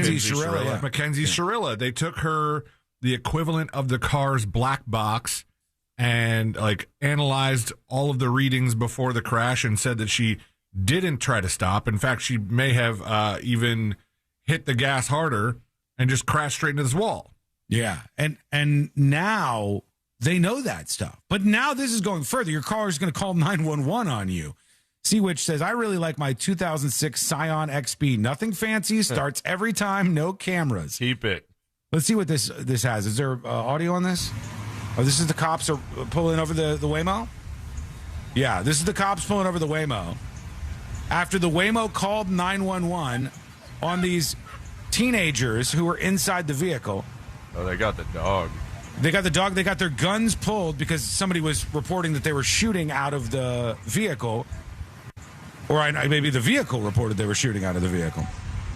And they went and arrested these young kids, or they at least talked to them about this. 2 teen passengers had the police called on them by the driverless car. San Mateo, California police arrested the 15-year-olds after the driverless car company Waymo contacted them about the teens drinking underage and shooting Orbeez water pellets out the window. While there was some ingenuity to this scheme, toy guns, water guns, and BB guns all pose real dangers, especially to an untrained eye. Simply handling them can cause fear in passersby or those who don't get a good look. Shooting projectiles at speed can cause real damage, and let's not forget underage drinking. All bad ideas today for these two. So they're drinking and driving and palling around town, having some fun, and the Waymo that gets in calls the police on them. This is what is happening in the future with your cars. I want to know how you feel about that. Send us a dispatch at thenewsjunkie.com right now. I'm curious to the level of autonomy that the car calling the police was. Like, was it the car noticed something out of the ordinary in maybe some sort of AI kind of interpretation of the in-cab video and alerted a Waymo center who then called the police? Or it's not like the car can talk to 911. It could, I guess. Good questions all around, Sealand. Let me see. Here's right now, we're Channel looking 7. at obviously having an open container in the vehicle, so that's being sent up to Hillcrest for review. We're still working with Waymo to see what they want to do about potentially firing outside of a moving vehicle and what that actually looks like. But as of right now, they weren't placed under arrest. They were released to their parents while our investigation continues. 2 15-year-olds accused of a drunken joyride in a driverless taxi, drinking alcohol and shooting a pellet gun out of the car on the peninsula. But it was the quick action of the Waymo operators that got police to the scene. Good evening. Thank you for joining us. I'm Dan Ashton. So when they say Waymo operators, are they implying that like the Waymo alerted HQ and then HQ like called 911? That's how I'm understanding. Yeah. Okay. I think that's what they're saying is happening here. The car didn't directly call 911, possibly in this case, Well, anyhow, all of this is where we're going. This is where we're going, whether you like it or not. There's going to be everything that you do is going to be recorded. You're going to get tickets for all of it. The local authorities are going to bring in tons of money from it. This is why you shouldn't be afraid for them to be peeling back taxes at this point in time, because they're going to be doing a lot of this in the future here. Give us your thoughts. We'll get to those as we roll on. When we come back, I'll get to that story out of South Florida in a Miami TV station where a bikini has caused a huge controversy that may lead to a popular TV news anchor being fired. Does any of this make sense? I'll make it make sense when we come back, but you tell me if it's right or wrong, because that is coming up next on the News Junkie. Real radio is The Monsters in the Morning. Because y'all said I wasn't cool this week. Well, you Booyah! are. I'm cool. Boom, boom, ka-choo. Me and Ryan are the coolest. Hell yeah. Hell yeah. The Monsters in the Morning. Real Radio 104.1. Look out for a crash off to the shoulder on I. Hello, welcome to the show. You are now behind the scenes. Ooh, behind the scenes. Here's what I'm looking for from you right now. Let's get a little momentum going. All right, let's get a little momentum going. Let's get some gifted subscriptions. Let's get some subscribers. Let's see what you got for us, okay?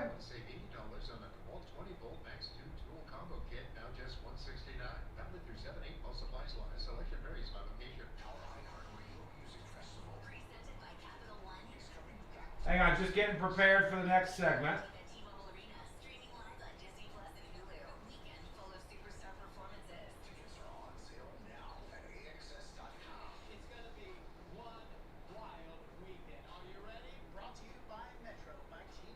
Okay, just got to get this up on See It Now for the next segment.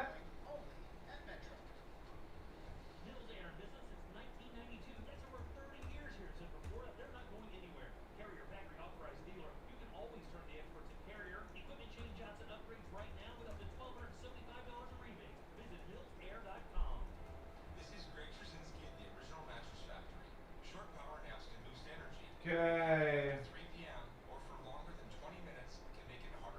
All right, that's up on See It Now, folks.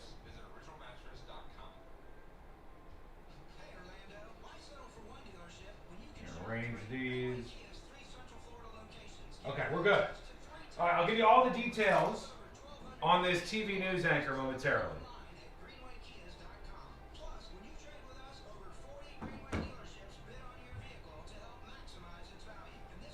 You can support the show. Gift some premium subscriptions to thenewsjunkie.com, unlocking secret shows. Hit that gift icon over on the website. Every single gifted subscription, or just subscription if you're not already a subscriber, helps out. Support the show. Do it now. Let's see you during this break. Let's see you end up on the studio screen. If you subscribe, as little as $2.99 a month right now, I'll see ya on the studio screen.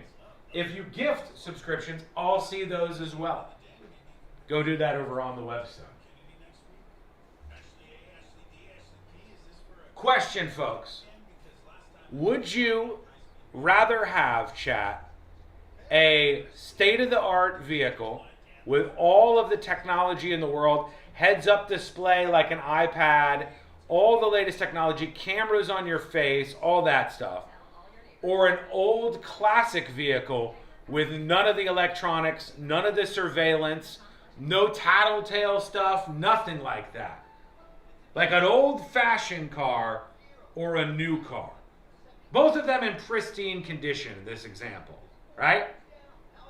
If you could have a pristine old car in perfect shape without the technology, or a new car with all the newest technology ratting you out, which one of those would you choose? The old car? The classic, I should say? Classic car? Or the new car? I'll take the old classic. Barbecue Baby says, it's legit. AI cameras. Where did that go? Okay, there. AI cameras reading people's license plates and tracking movements. Yeah, I know. Big time. I'll take the classic one. Meep says, I want all the tech. I want the self-driving, the cameras. I want all of them. E-Fresh says, no, I want an old one.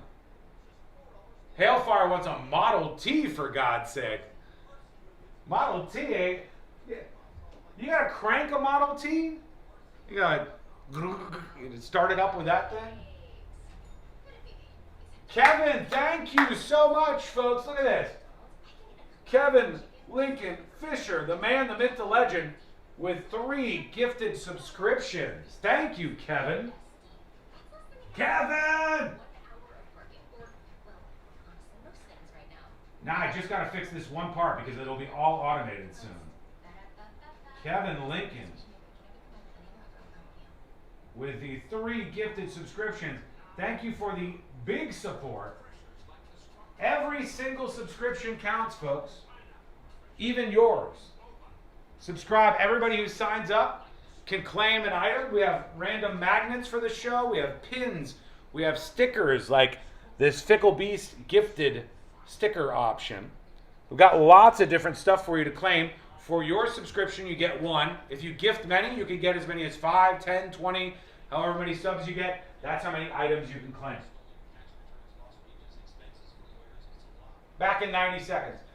I want a classic car with a manual transmission. I want a new one with all the bells and whistles, but change all the laws, says Scott. That's what I always dreamed of. I dreamed of a 1969 Camaro SS, but the interior is all new leather, and the dash is all new technology.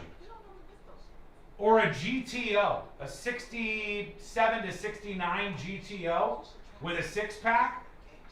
You know, the 2 carburetor, 6-pack of carburetors. Oh, but new interior, new technology. That's what I would like. Danger for me. Metamucil's plant-based psyllium fiber helps trap and remove the waste that weighs you down. Ace! You're moving better than you were last week. Definitely. Metamucil keeps you moving. These statements have not been evaluated by the Food and Drug Administration. This product is not intended to diagnose, treat, cure, or prevent any disease. Learn more at metamucil.com. The World Cup is underway, and it's been incredible. On our podcast, The Away End, with Daniel Alarcon and John Green, we're talking about the games that have delighted us, the teams that have inspired us, and what surprised us, all through the lens of being massive fans of the world's most beautiful game. Daniel, I can hardly believe the drama that the group stage brought us, but now it's time to talk about the teams that are left as the tournament reaches its crescendo and decides the next World Cup champion. Open your free iHeartRadio app, search The Away End with Daniel Alarcon and John Green, and listen now. For all your plumbing needs, go to modernpi.com.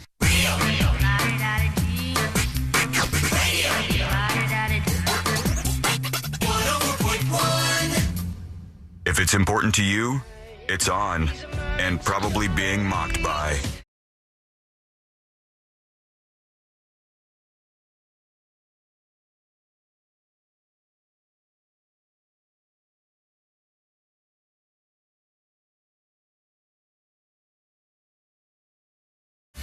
Hitting a Miami television station. And I'll tell you what started all of it in just a moment here. Miss any of the show? Get the podcast. It's free for you to subscribe over at thenewsjunkie.com. Here's what's happening. There is big drama at a Miami television station. We've talked about them from time to time over the years. Local 10 News is an ABC affiliate in Miami. And there's a particular anchor who, I guess she was also a Miss Miami, this woman, Janice Fernandez. Here she is. This is her at work for Local 10. And she's, posing in front of the big giant screen in her outfit on the news. This is all very, very normal stuff. And then I see this story, and it says a Miami TV news executive ripped his staff for acting like social media influencers instead of journalists, after an anchor's bikini vacation post prompted an internal crackdown on what the executive, the suit over there at this Miami TV station, called cringeworthy online behavior. I'll show you the photos if you're watching on youtube.com/thenewsjunkie in just a moment. WPLG Vice President of News, Bill Pahovy, told staff he was fed up. He said he described this as foolish nonsense. How old is this guy? That's like one step away from poppycock, I think. This is a bunch of foolish nonsense appearing on social media accounts from employees. I have emailed numerous times in the past about this, the TV owner executive guy said. But we seem to be going in the wrong direction again. The memo was circulated after WPLG anchor and reporter Janice Fernandez shared a series of vacation posts from Fiji showing her in a let's see the bright red posts already, bikini. Sean. Come on, let's go. I got it. Okay, here is the photo that she posted on her account, and she's in Fiji apparently. Give her a raise. And she's in a red bikini. I'll give her a raise. I will tell you, first of all, I put this on See It Now because I want all of you to look at this. Ladies, gentlemen, I want everybody to look at this over on See It Now so you can tell me if you think that the manager at this TV station should be complaining at all. What I see is a woman who's in Fiji on sort of like a beach vacation. There's nothing weird or salacious about her bikini Not really. at all. No. It's not like a G-string, not that really should matter that much. It's not, there's nothing about it. It's just a woman in a red bikini. Revealing. No. I mean, yeah, I don't find it to be anything super crazy. I don't find her to be. It's just her in a red bikini. That's not her acting like an influencer. No, she's just taking a picture. This is this sounds like an old executive who doesn't understand. Like, young people are going to take photos of themselves. That's him right there. Full hockey. This is, what did he call it? Foolish nonsense. Young people are going to take pictures of them when they go on vacation. This isn't like an OnlyFans expose. It's just a woman in a bikini. She's in a red bikini in this. And there's a couple more. Maybe some of these are worse or something. This is another one. Oh, there's alcohol in this one. My God. She's at a bar, and she's in, I think, the same red bikini, or maybe another one. Maybe she just likes red bikinis.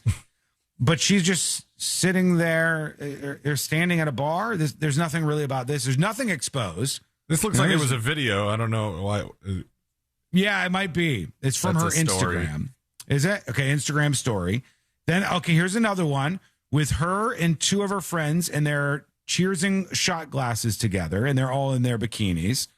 Again, none of them, when I say bikinis, none of them, there's no nipples hanging out. There's nothing exposed that you couldn't expose. Hell, I could see the possibility, you may think I'm crazy for saying this, I could see the possibility that they could do a news report live on their actual news with the reporter in this bikini. There's nothing that like they do in South America. Well, not like that, Josh. But I mean, like, in terms of if they said, well, there's a story about something that happened at the beach, we want you to be in the water when you give this report. Some oldos might freak out, but it's not that crazy. And some younger women going and cheersing their shot glasses for an Instagram reel is also not radical or foolish nonsense. Or, they said you're acting like social media influencers instead of journalists. Half of these people aren't even really journalists if you wanted to get down to the definition of it. Here's another one. She's in a different bathing suit here. Again, very normal. Every woman watching this is going to be like, I probably got a bathing suit like that. It's not wedged in her ass. It's not something incredibly salacious. It's just a regular bathing suit. These are up on See It Now, so you can see the visual over on thenewsjunkie.com. And then the last one is just her kind of hanging out, lounging in a chair in a yellow bikini, I should say. Green. Is it green? I'm sorry, I'm colorblind. It might be coming into play here. Like a lime? Is it a lime green? Is that fair? Yeah. I mean, that one we're seeing the most of a boob, but even then, like, not super not crazy. Not that much. Yeah, so this is what she wears to work at Channel 10. She's in a short skirt. It's a very short skirt and high heels. And they put this is the outfit they want her in when she's on television. And then this is the outfit she posts, or the bathing suit she posts when she's in Fiji on a vacation on her Instagram page. I can see the location on that Instagram post. It clearly states she's on Cloud 9. It does, yeah. It says Cloud 9 J Fern TV. Celine, how many followers does she have? Let's look her up on Instagram. J Fern TV. Like, it's not radically different. Here, I hate to have you do two things at once, but this is her, again, for you watching on youtube.com/thenewsjunkie. This is her in the TV station. And then this is her in the bikini. It's not that bad. 28,000 followers. 28,000? Yeah. So, like, is this ruining the reputation of your television station? No. What are you even mad about here? What is going on? Tanya says, what's the deal with this?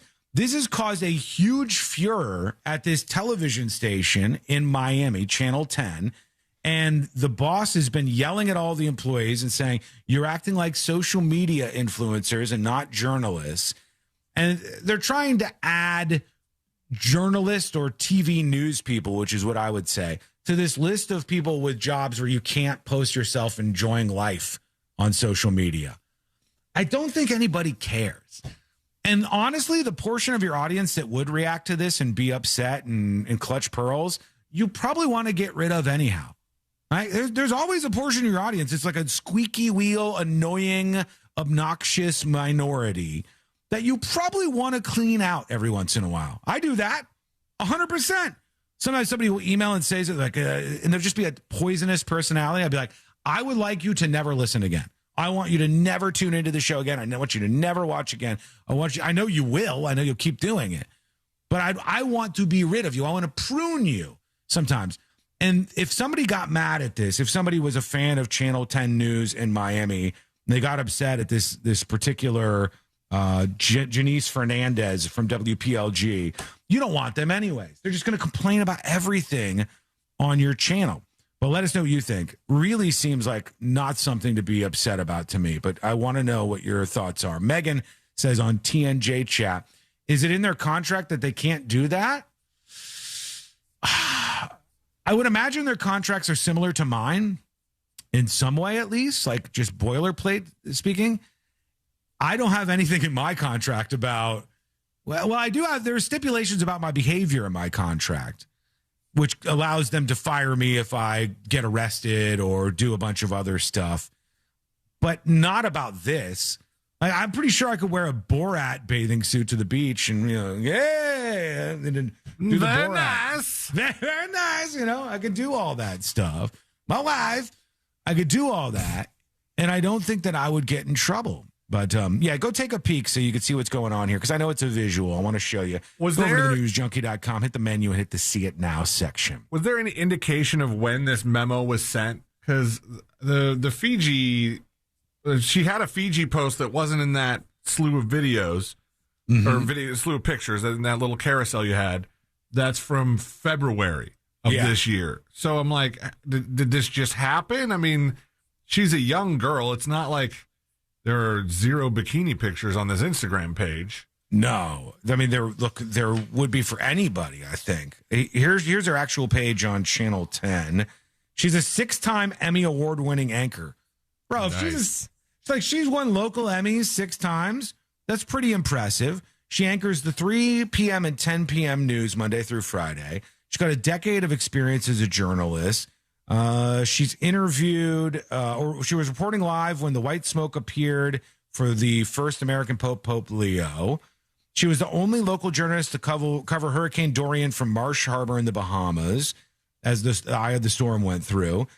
She's done stuff. This seems fine, but I guess the bosses were upset about it down there, and they were a bunch of people upset. This says, Miami TV news anchor posts bikini pics to social media despite station crackdown on staff acting like influencers. I mean, some of her pictures are influencer-esque. She tends to vacation in nice spots like Grand Cayman and stuff like that. But it's like, buddy, she's been posting these for a while. I don't know.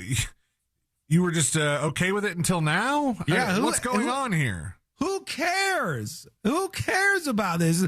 You know what you should get at them for misinformation, over politicization of the stories that they're doing, getting something wrong factually.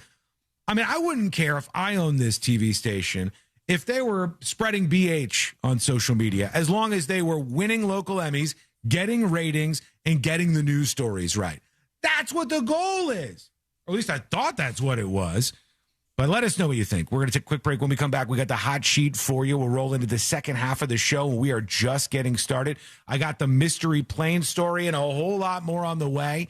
And it's coming up next on the News Junkie.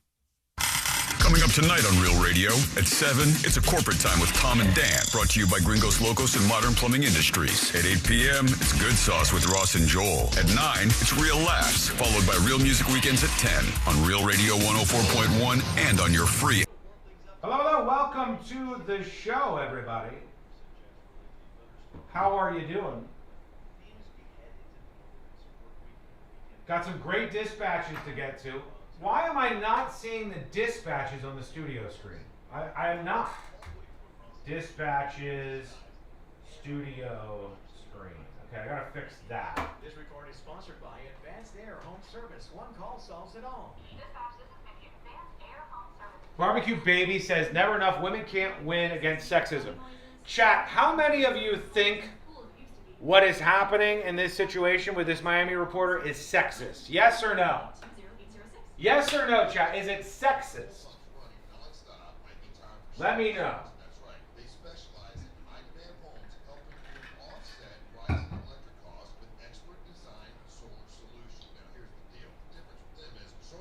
Sounds like Fox News wants to cover her up with a burqa?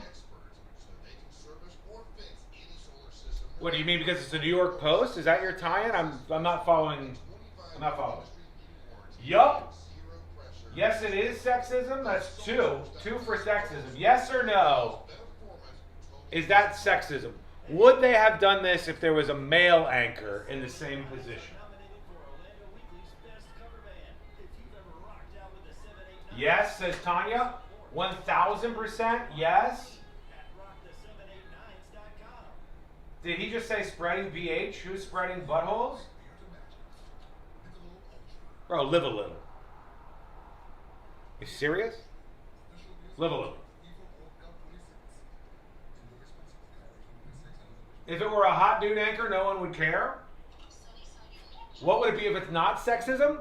It would be a weird, in my opinion, irrational expectation of behavior outside of your professional workload. That is a very corporate jargon way to put that.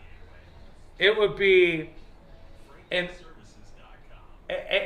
overbearing expectation of how you think your employees should behave on social media when they're not at work. Because no matter what job you have, barring pretty much... let's tackle this head on. Do you think if a teacher posted those photos, like, would you be upset if your son's teacher was shooting back a shot of tequila or in a bikini in a photograph? I would not. I wouldn't find that even slightly controversial. Beefy King says it's good for ratings. Probably. No One Like Me says, are only the female anchors being targeted? I don't know, but they said that these memos have been circulated many times. They say that it's all about their behavior and acting like social media influencers. So I guess everybody's getting those. Such BS. If the roles were reversed, the women in the station would secretly pass around the pictures and would be smarter about it? You think so? Actually, most schools have hard-written rules about social media content. I know that there's guidance and rules and all sorts of, not necessarily laws, but there's like a rigid structure on how a teacher should behave outside of the classroom. But you can't tell a teacher that they can't post a bikini photo at the beach. Like, how does that make any sense? What kind of weird-ass Puritans are we? Is that really where we're at? We're like, wow, a bikini photograph is offensive? That's stupid. If the teacher was drinking in class, I would be mad? All right.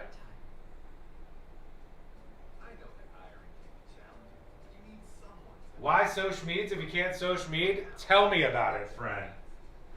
Ain't that the truth? 90 seconds and we're back live on the show. YouTubers, take a moment as we come back for the hot sheet. If you don't mind, could you hit that thumbs up button on the YouTube live stream? That would be greatly appreciated. Hit that thumbs up button on the live stream. Let's see some more gifted subscriptions to the newsjunkie.com on the studio screen. We're coming back in just a moment here.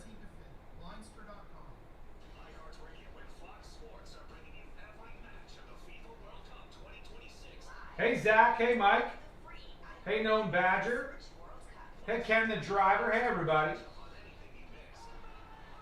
Stand by. We're coming back right now. Download the free iHeartRadio app and search World Cup. Plus, tap the highlights tab to catch up on anything you missed. Lock in your preset now. This summer on iHeartRadio. Win a trip to see Bryan Adams roll with the Punches Tour live in Milwaukee, August 16th. Hey, this is Bryan Adams inviting you to come and see me live in concert. Round trip air for two with hotel and more. Prize provided by Bryan Adams. It's VIP with Q&A, an autographed album, merch, and all that good stuff. Tap the contest tab while you're listening to us on the free iHeartRadio app for your chance to win. So roll the punches on the iHeartRadio app to enter. This portion of the News Junkie is brought to you by that mortgage guy, Don. Don't miss the boat. Compare your quote with that mortgage guy, Don.com. Real Radio is on Facebook at Real Radio 1041. Sponsored by the law offices of Anajar and Levine Accident Attorneys. Call the law offices of Anajar and Levine at 1-800-747-FREE. That's 1-800-747-3733.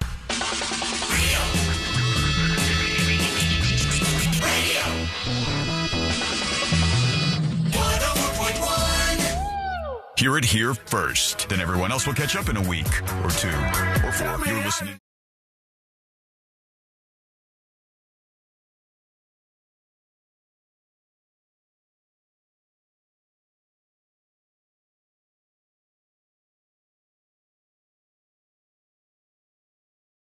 Disappeared. I have the final audio as promised. That is coming up on the show.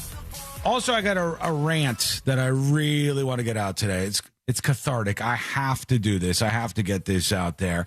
And we got the Graham Plattner stuff all coming up in just a bit here on the show. Right now, let's do the hot sheet. Check the hot sheet. It's news, but not like real important news. Best investigative reporting on the planet. The top stories from the people on your screens and speakers are on the hot sheet with C-Lane. That's right. It's the top 5 stories of the nonsense news brought to you by that mortgage guy, Don. And I guess the big news in the entertainment industry today is that they've dropped the nominations for the Emmys. And my gosh, what a long list this is. Is the Emmys is the Emmys the one that's starting to do podcasts now, or was that a different one? Was that like a Golden Globe? Oh, I forgot. Let me see. TV's big morning is here. The Television Academy on Wednesday revealed nominations for its 78th annual Primetime Emmy Awards. No, they don't do it for podcasts yet. That's Golden Globes. Golden Globes, yeah. Overall, last year's drama series champ The Pitt leads all nominees this morning with 25 nominations for The Pitt, followed by the final seasons of Hacks, which I stopped watching, I feel like, forever ago. Same. After the first season, I was off of that. It was good. Now there's so much of it. Hacks had 24. Apple TV's Widow's Bay was third with 19 nominations. Nice. Good for Widow's Bay, followed by... I love that line. It was good. It's just that now there's so much of it. It just applies to so many circumstances. Yeah. After a while, it just did too much of it. Yeah. Unbelievable. Yeah. Apple TV's Widow's Bay had 19, followed by Apple First Year Show. So was Widow's Bay. Pluribus with 18, and Netflix's Beef with 16. Also, I thought weird as I was going through this list, they had like the list of nominations by program. Mm-hmm. And coming in at 9 nominations, the Oscars. All right. Wait, the Oscars can win an Emmy? Has the Oscars ever won an Emmy? They're nominated for stuff in like choreography and event presentation. Yeah, this seems you're crossing some lines there. It seems. Can the Oscars get an EGOT? Like if they get the other 3, can they just award themselves an honorary Oscar? And they're like, boom, yes, we have an EGOT and you don't. We don't talk about video games a whole lot in this segment particularly, but there was big news over the weekend that a lot of people were they were mourning. They're upset, and because the PlayStation, Sony announced that the PlayStation will no longer actually have physical disc media. Yeah. The PlayStation 5, I think, is going to be the last one. And then now you're just buying your codes. You're just buying a little box with a little code in it for your download. Do you still have games with discs, Josh? Yeah, for my Xbox. Is this something that makes you upset? Is this something where you're like, now physical media is not there, or do you not care? You'd rather just download it? Or whatever? I don't particularly care, but I think getting rid of all physical media is not the best idea ever. And that feels like where we're heading, right? Yeah. I think it just furthers along the idea that once you buy something, you can't have it forever, because once they take it off the server, or once they... In the case of like the stuff you buy on like Apple TV or Amazon, you buy a TV show, you buy a season of a TV show that you like, and they're like, just kidding, our license agreement is done. I saw a post on Reddit the other day where someone was like, I just figured out Apple TV doesn't actually let you buy stuff. And the comment section's like, yeah, duh, that's the thing that's been going on for a while. And people are just, they log into their account and they go, I want to watch this thing that I haven't seen in a while. Well, as it turns out, you don't actually have possession of it. You can't own anything. So I think that's what a lot of the gamers are upset about. And they said, while people are still reeling from Sony's announcement earlier this week that it'll stop releasing PlayStation games on physical discs from the start of 2028, they're now saying that they've already taken like the factory that used to make them and just repurposed it. So this happened fast for all the people who are in this industry. Production at the Austrian plant where they make these discs is going to drop around 10% of its current levels by 2028. The factory currently makes 600,000 blank Blu-rays every day, half of which are used for PlayStation games. And Sony has made some 26.4 billion discs across its site. So far, the existing staff of 300 people still have jobs, but something tells me not for long. Cosidius, by the way, on Twitch says, and I think Josh will probably echo that a lot of people feel this way, I want the physical disc, Cosidius says, just in case if I want to play it, and if I don't have Wi-Fi or something. For sure. I still want to do it. You're now intertwining. Wait, actually, I don't know. Is this correct, Josh? Are you intertwining internet access with the games? Or would you be able to play still if you download it? I would think with their push to go all digital, they're going to allow you to download it and play offline. I would hope. It would be stupid as hell if you couldn't play a single player game offline. But you can only store so much. Yeah. And these game files are huge now. Massive. And the thing is, like, if I wanted to plug in my old Xbox 360 and play Grand Theft Auto 5 years and years and years and years after I bought it, I can. If I want to do it years and years and years from now, I can. True. Even though you may not even be able to buy GTA 5 at that time. I don't see why you wouldn't, but things have happened. And or if something happens and the entire Rockstar company gets canceled because something in GTA 6 is just way too salacious. Right. Yeah. I paid the money for that. I'd like to be able to experience it whenever I want. But that's the direction they're heading in. And they're saying instead of discs, the plant's assembly lines will be producing optical micro lenses instead for all kinds of different. Who knows what that's for? But at least they still have their jobs. There is another band that's now pissing off people. There's a bunch of reviews coming in because they say, "Oh, how the once great have fallen." Motley Crue is lip syncing at their shows. No, say it isn't so. Motley Crue back in the 80s ruled the world. One of the most successful bands of the era. Their music was inescapable. The album Dr. Feelgood reached #1 on the Billboard Hot 100. But recently, fans have been calling the band out for what they appears to be lip syncing from lead singer Vince Neil. The caption claimed that Neil had always denied accusations of lip syncing, although the band has used backing tracks before to boost their sound. They're not seeing it that way. They took to the comments to angrily accuse the singer of phoning it in and not singing anymore, with comments like, "His voice doesn't sound like that. Sounds like the studio version." Oh, yeah, because it is. Early reviews are coming in on the Odyssey, Christopher Nolan's retelling of the Homer epic poem. Mm-hmm. And it sounded like this could be pretty good. It sounded like a lot of people that have seen this are giving it rave reviews. Following the film's premiere, critics are calling the historical epic a Best Picture Oscar contender.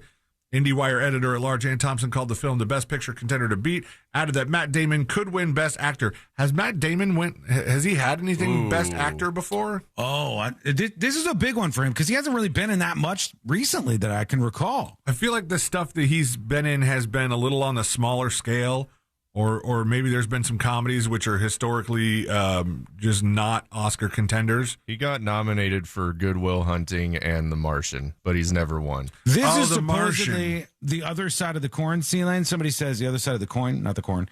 Somebody says Christopher Nolan's The Odyssey is now the most disliked Hollywood trailer since Snow White. But they don't have dislikes anymore on YouTube. So they must be using some sort of, as a plugin, I think, that they use for this. So it's probably, I would guess, probably not accurate. I don't know where they would get those numbers from, unless there was a trailer app. But that seems to be a lot of people for an app that I wouldn't have heard of before. One of the things is Ellen Page, now going as Elliot Page, is in The Odyssey as like a man, but she's transgender.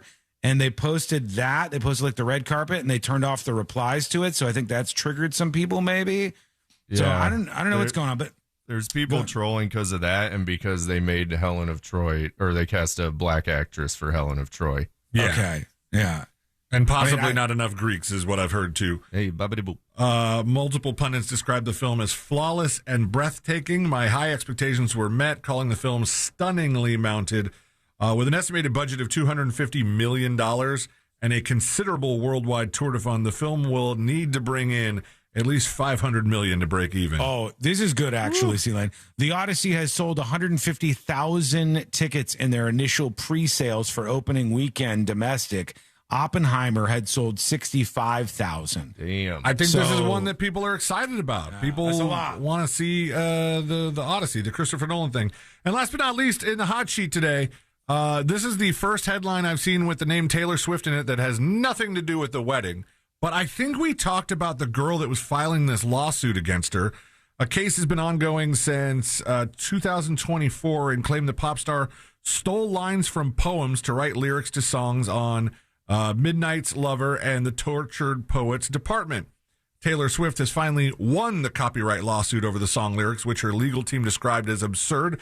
The infringement case was brought forward by Kimberly Morosco, a self-published poet from Florida. I think this was the one that we had her TikTok video where she was like, Taylor stole all the stuff from me, but I'm still a big Taylor fan. Oh, yeah. In court this week, federal judge Eileen Cannon dismissed the case, saying that only common ground between the poems and the lyrics were vague references to gaslighting, as well as ubiquitous metaphors and common observations. These are quintessential themes, concepts, and isolated words, the kind of material copyright law does not protect and cannot be infringed. So the absurd lawsuit is over. A big win for Taylor, not that she probably cares, because she's had a whole lot of other stuff going on. Hey, if you want to move into a new place, maybe you are renting and just tossing away all that rent money, just giving it to your landlord, letting him have it, and then you want to go into your first home. Maybe you got a dream home on your radar. That Mortgage Guy Down wants to help you get a good rate on your mortgage. If you just take the first rate that's given to you, you don't shop it around, you could be leaving plenty of money on the table. So hit him up today. Go to thatmortgageguydon.com. Don't miss the boat, compare your quote with thatmortgageguydon.com. Unbelievable work. Wow. Unbelievable work. My All the God. way around. Quick break. When we come back, we got to get into this missing plane. There's a commercial plane that just went missing as of yesterday. What happened to it? And first, before we get to that, I have a clip for you. It's another pick aside. Somebody who got fired for something they said at work. I'm going to play it for you, and we'll see who you think was wrong, because that pick aside is coming up next on the News Junkie. It's like a text message with your voice. The TalkBack feature on the free iHeartRadio app. Follow Real Radio 104.1. Tap the microphone. Hello, welcome to the show. Chat, quick question. Do we have a dropout there? Look like a Twitch dropout, maybe? Do we have a Twitch glitch? Are our Twitch friends still with us?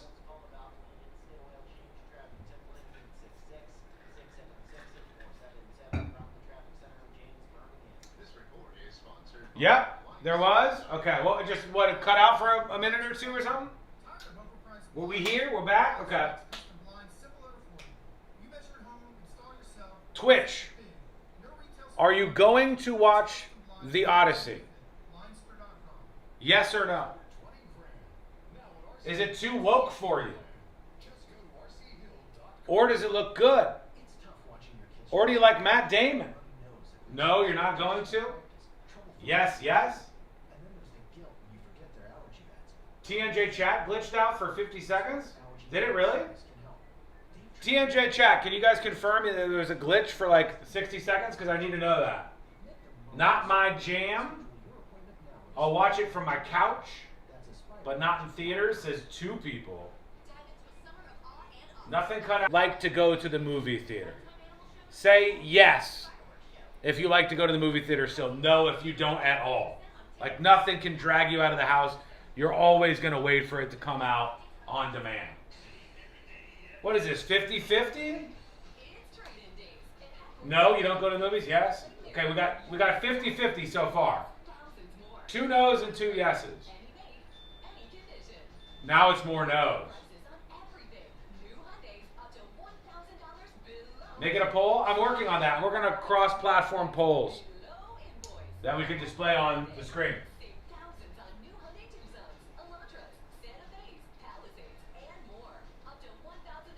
Yes? I don't know. It looks like 50-50 whether or not you actually go to the theater anymore to see movies. You guys tell me you're not going to see Toy Story 5? What the hell?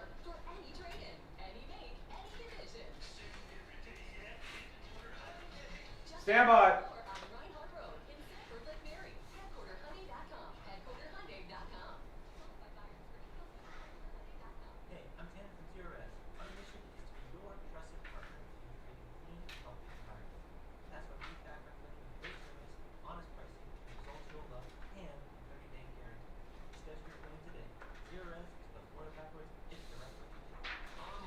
Stream only exclusive, a Skull Mike exclusive. Hot off the presses, just for you. Here's a story for you. Tell a friend. A 36-year-old Fort Wayne, Indiana man is facing a felony charge after he allegedly cut off his genitals and used it while committing arson. I want you to think about that for a second. Do I need to repeat myself? A 36-year-old Fort Wayne, Indiana man is facing a felony charge after he allegedly cut off his genitals and used it to commit an arson. Christopher Peden, are you fucking kidding me?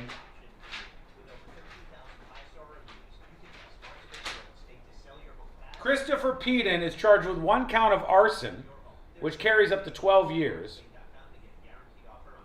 They said they were called, the police were called, and the fire department was called to reports of a stabbing. He said he was stabbed somewhere downtown. Somebody threatened him the day before. While at the hospital, Peden told an officer he was dishonest and wanted to be truthful. He said at 2 a.m. he went into the garage and used a kitchen knife to cut off his genitals with a kitchen knife. He said he then poured gasoline on the dismembered organ and set it on fire, leaving the garage and walking away until he found police. At the scene of the fire, an investigator located a gasoline container and 4 lighters, as well as a nearby kitchen knife. They did not locate the genitals. Skull Mike exclusive for you. We're coming back right now, folks. Hang on. Finals tomorrow. Mbappe scores! France finally in front!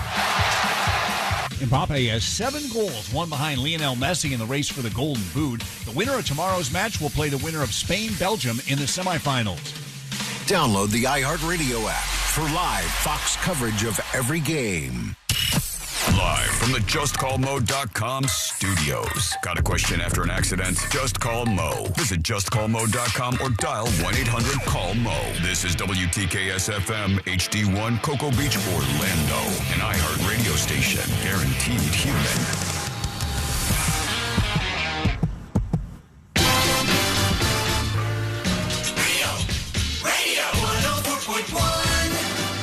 where common sense meets complete nonsense. This is the News Junkie.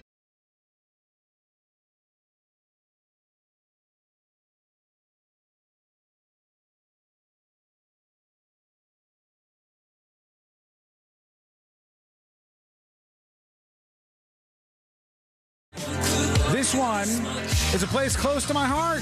I'll tell you what's going on. I'll play this audio for you momentarily here on the show. Learn more about the live stream podcast and show on this great radio station over at thenewsjunkie.com. Real quick, I just want to get this rant out of the way. I just want to get this out there because I see stories like this all of the time, and people get more and more angry at the United States Postal Service. First things first, shouts out to you, all of our USPS employees who listen to this show every day, all right? Shouts out to the United States Postal Service and our postal people who are out there, male men, male women, out there doing the hard work in the hot sun. It's 93 degrees right now, for God's sake, all right?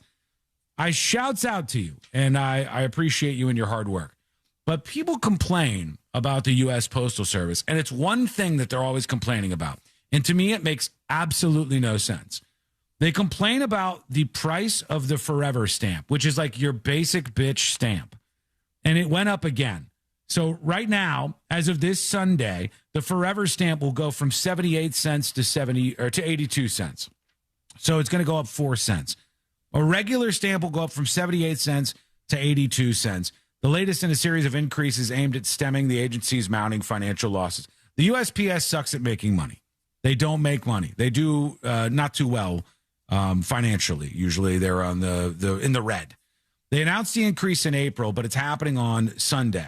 This has been 6 different times in the last 5 years that the Forever stamp has gone up. It was at 58 cents in 2021. And then, as I said, on Sunday, it's going all the way up to 82 cents. And people will complain specifically about the regular average Forever stamp. And they'll go, are you kidding me? It's now 82 cents. It used to be 58 cents. This is silly, and I'll tell you why. But the real concern is nothing to do with stamps. The real concern is C-Lane knows as well as anybody because he calculates shipping when we do merch. And we do huge orders, over 1,000 shirts and stuff. And whenever we do these orders, it gets more and more expensive. Yep. When we first started shipping out merch, well, first C-Lane screwed everything up and picked media mail to try to save us a buck. That did save us a buck a couple times before we realized we weren't supposed to be doing it. Before we got a call from the post office, which you don't often get. No. They called up the radio station and they said, hey, we got about 14 boxes of shirts that you guys are mailing out and you screwed them all up. Get over here with some cash. And, you know, you gotta pay a little bit more. The postal issues are more about the overall cost increases, not the stupid focus on just that Forever stamp going up to 82 cents. Actually, it's kind of amazing that the Forever stamp is 82 cents. I want you to consider that if I wanted to, I could take an envelope, write my name on it, and then write C-Lane sucks donkey. You know, I could write something on there about C-Lane and sucking donkey things on this piece of paper. I could close the envelope. I could put one 82-cent stamp on that envelope, and a series of people would take the envelope from me, start to send it to the next person, send it to the next person, I could send it to Hawaii, for God's sake. I think I could send it to Guam. I could send this thing all around the world. I could take a thing, and I could send it all the way around the world for 82 cents. And that is unbelievable that that's even a possibility for us. Right? The problem is not the Forever stamp going up from 68, 58, whatever, to 82 cents. The problem is that overall shipping of all things becomes more expensive. Forget about the Forever stamp. It's that every little widget, every little shirt, in our case, every little magnet, every little thing she does is magic. Every little thing that you can think of, you try to send is now more expensive. That is where the concern should be in this. It's still, as I said, absolutely amazing that you can put a stamp on something about C-Lane and donkeys and balls and you could send it all the way around the world, basically, for 82 cents. That's stunning to me. Okay, now let's get to this. I told a story one time on the show, Selim, about Lookout Mountain. Lookout Mountain was a place you where... told it more than one time. I did. Because it was key to my childhood. So I wanted people to know this thing about me. And very, very quickly, the Cliff's Notes version of this story is my family used to drive to Vermont every summer because my mom hated flying. Thanks a lot, Mom. She's passed that. God rest her soul. She's passed that on to me, and now I don't like flying, whether I like it or not. I thought you were saying she got past her fear of flying. She did in a way, Josh. Yes, where she's at now, flying is not of a concern to her. Hasn't complained about it in years. She's been rather quiet on the complaint front for this. But we drove all the way up the East Coast every single summer to go to Vermont, where my mom was from and where my mom and dad met and got married and all that. And we would stop because it was a 3-day ride because my dad and Mom wanted to stop every 10 hours or so. It took forever with the family to get up there. We would stop at all these little things. We would stop at south of the border. You guys know what south of the border is? Yeah. It's really Mexican theme park. It's got more I think it's got more billboards than things to do. Yes. I think. Same with Yeehaw Junction. Yeah, we would stop at all these underground caverns. I guess they're all underground. We would stop at all these types of places. One of the places that we stopped was this place in Tennessee called Lookout Mountain. And Lookout Mountain was this thing you would get in, and what do you call it? Tram? Funicular. Funicular, Josh? What the hell does that even mean? Like the thing that climbs the side of a mountain? That thing. You get in that thing, and it goes up the side of the mountain, right? And my family goes up. We go to the top of the mountain. There we are, Sean and family riding in their clavicular. We're not a clavicular, something else. Funicular, I think. Funicular. I got it right that time, I believe. And we go up the mountain. They're like, here, we were fighting wars, Civil War, cannon, all this stuff. Beautiful view, great, knickknacks, paddywhacks. And then we go back down. And when we're going back down, the side of the clavicular started to slam into one of the wires that holds these things up. And the wires the wires is big around as like, a wrestling ring, the things on the side, the stabilization things on the side of a wrestling ring. It's big around as a fire hose, basically. These big wires, these guide wires that guided up the side of the mountain. And it starts smashing against our clavicular over and over and over again. The windows are smashing out of this thing that's taking us down Lookout Mountain. When you look down out of the vehicle, it is probably a 80 to 120 foot drop down the side of the mountain. And everybody's crying. Everybody's panicking. Everybody's freaking out. My mother is crying. My sister is crying. My dad is just holding on. I have no idea what to do or what's going on. I'm just kind of freaking out, right? And your dad was probably crying. We survived. I don't remember. Jeez. God. He's also dead too, folks. He hasn't complained about this in a while either. But it makes the finally we pull out of this. All right. And we make our way down to the bottom of Lookout Mountain. And we survived this. We thought we were going to die. My family thought they were going to die. I really didn't know what was going on. I was just kind of like a robot reacting to it. And as I get down to the bottom of the mountain, I'm excited because everybody's alive. And we get back to the car. My dad realizes in the hot sun of the summer in Tennessee, I left out all of the Crayola crayons and they melted to the dash of the rental vehicle that we had. And my dad was so mad because he thought he was going to have to pay a huge fine. And my dad was screaming at me when we just had a near-death experience. And afterwards, that was one of the two things that he apologized as a father to me as a son. He apologized for that moment because he said, we just almost died, and there I was yelling at you. He did this a couple of times to me. But this place, this Lookout Mountain, is the scene of where this pick-a-side happens. And there's a guy who's operating the vehicle that these folks are on. And here's the story. A conductor, they call him a conductor, at Tennessee's famed Incline Railway was shockingly fired for proudly celebrating America and Independence Day after thin-skinned tourists took offense. This is what the article says, but I want you to tell me how you feel about this. Jack Peterson, the now fired operator at the 131-year-old attraction up to Lookout Mountain in Chattanooga, Tennessee, wished his American passengers a happy Independence Day, and then came the part that got him fired. So here we go. Let's listen in. To the very, very few Americans in here, happy Independence Day. To the rest of you, welcome to the greatest country on the face of the planet. And if you disagree, you can leave.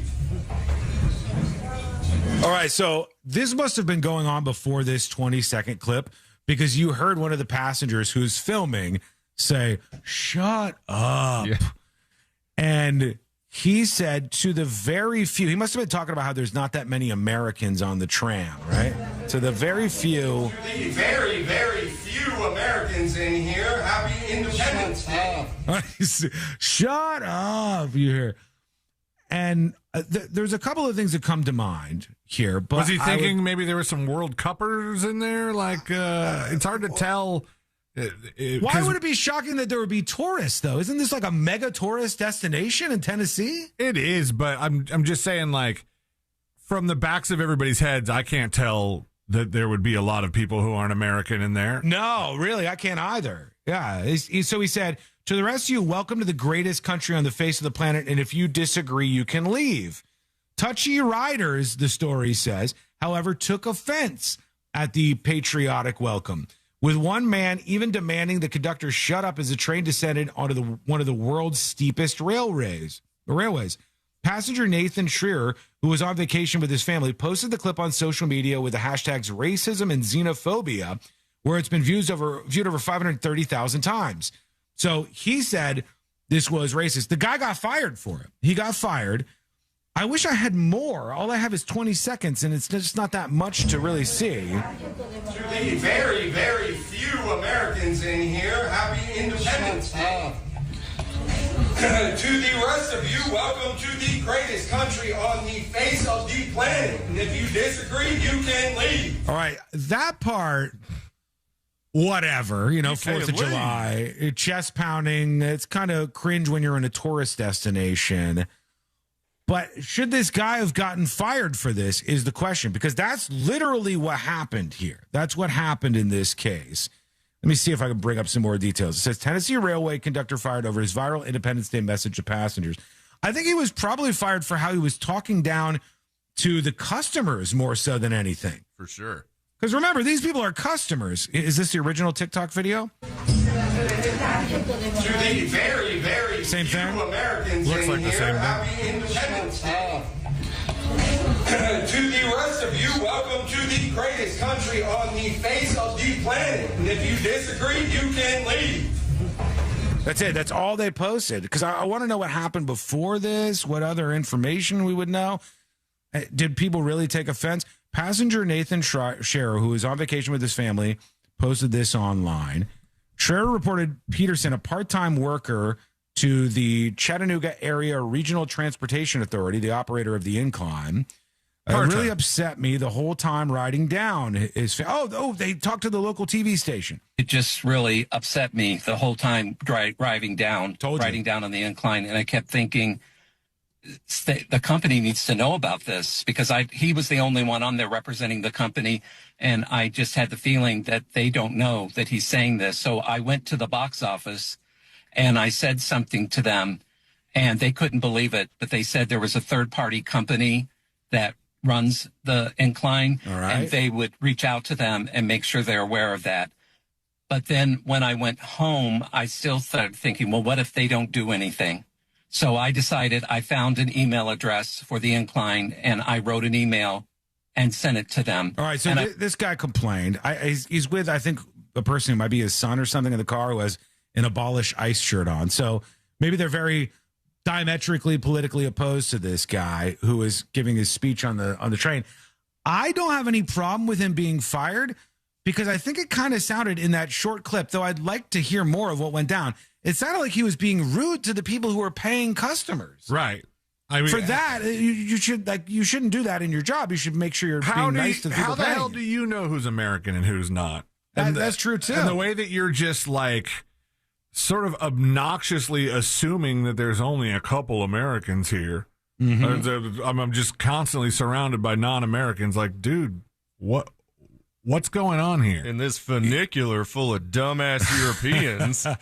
Vicky says, did this recently happen after all the goodwill going on with the World Cup? Yes, this is recent. This is just over the last couple of days here.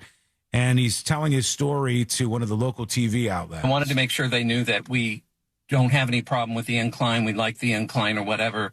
We just really had a problem that you should be aware that he's making comments like that. And I had my granddaughter on there. I was very embarrassed in front of that happening in front of my granddaughter. I think people were, my whole feeling was like, it kind of brought a hush across the train. So I just kept thinking like this sucks for all the people on this train trying to enjoy this time. And assuming everyone was fine with being here in America. So to hear that. Yeah, okay. You know what? Abolish ICE guy has a good point. I didn't know that I'd be saying that right now. But he kind of has a good point. These people are in the United States of America. They're traveling our great country, and they've paid to go see this 131-year-old tourist attraction. Doesn't that kind of sort for people who are fans of America? Or if you don't love it, leave it guy that paid to be here. Yeah, I don't understand why you would be targeting these people. It's so weird. And much like every other occasion where somebody says, well, if you don't like it, get out. Mm-hmm. I don't see that the party that's receiving that particular command goes, well, all right, let's get on Expedia and get those flights. He brings up a good point. This is it. This is one of the incline railroad things that I almost died on, just for the record. This is what it looked like. And the wires that bring you around, one of them was smashing against the side of the vehicle car. And the whole thing was going like, rocking around back and forth from left to right. That's where that whole thing happened. So I survived. Yeah. Am I a hero? Some people say. Yeah. Some people have been saying that. There's been whispers. He's a hero. What an amazing guy. Greatest radio host. There was whispers all over, but I'll leave that up to you with our dispatches that we'll check out in just a moment. All right, we're running a little bit behind. Quick break. You guys can give us your thoughts. Who you pick there? Do you pick the side of the operator of the incline railroad who was being a patriotic person in his mind, or do you pick the side of the people who are complaining about this on behalf of the other folks along for the ride? Give us your emails, tips@thenewsjunkie.com, your dispatches through the website or app, and we'll be back in just a moment. The missing pilot is final audio. I'm finally going to play that. It's coming up next on the News Junkie. AI doesn't feel rage or joy or shame. We feel all three, usually before we're out of bed. Real Radio 104.1, guaranteed human. From the Clausman Law Traffic Center, car crash, call Clausman Law. ClausmanLaw.com. Traffic was slowing down northbound. Hey, Skull Mike activated. Welcome behind the scenes. How we doing, everybody? We good? Stream good? Stream quality okay?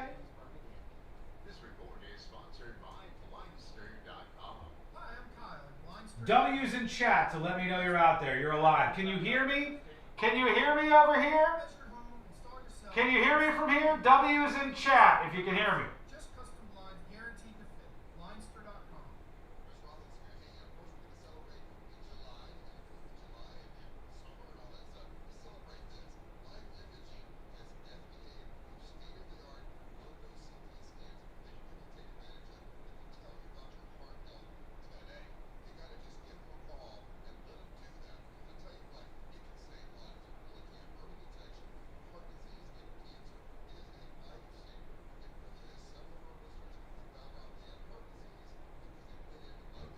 Stand by.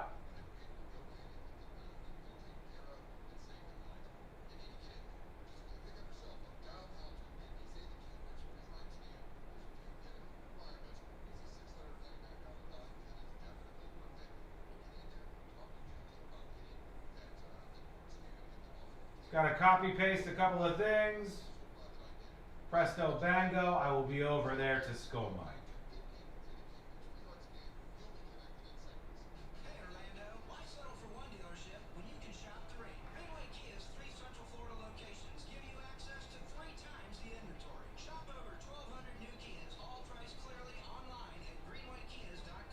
Whoa, whoa, whoa!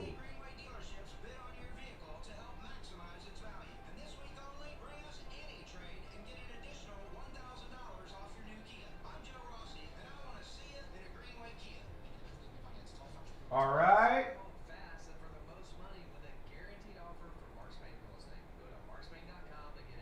W's in chat if you're still with me. If you're still with me.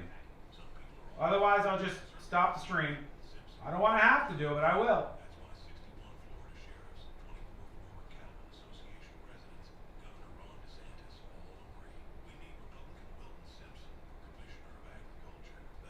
Guys, I want to talk to you about something kind of weird in a minute here. Hopefully you're fine with that.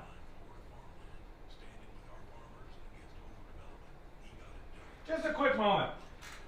So I was listening yesterday to a Senate debate, and very boring, very few people watching probably.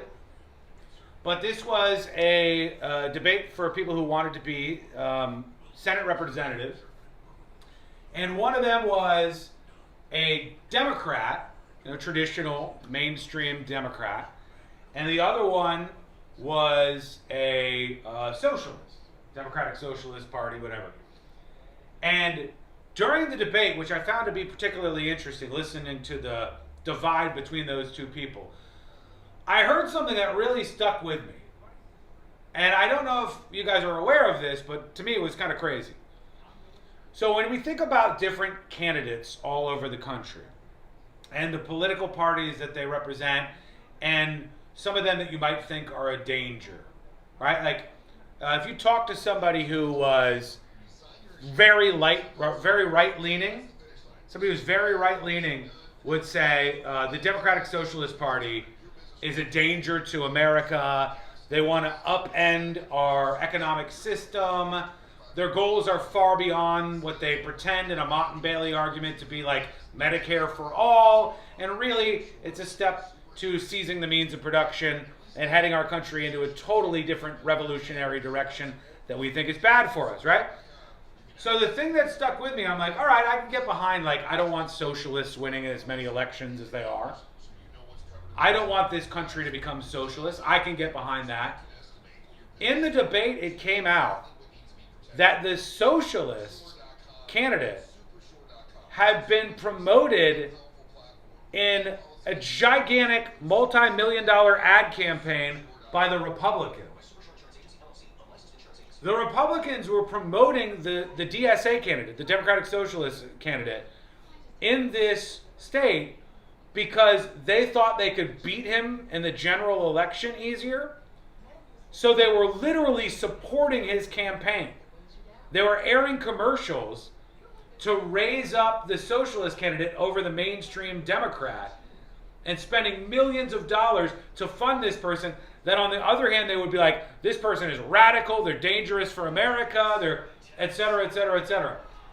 And it stuck with me because I was like, if you really thought these people were so dangerous and thought they would be so bad for the future of your country, you would never, ever risk promoting them with millions of dollars, right? Oh, shoot, we're coming back right now.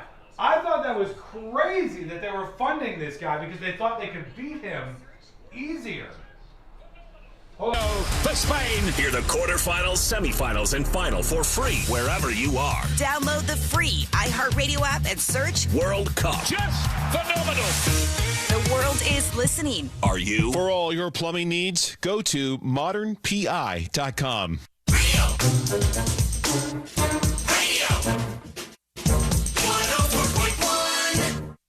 The kind of crew who types the word functioning in bold, italic, and underline.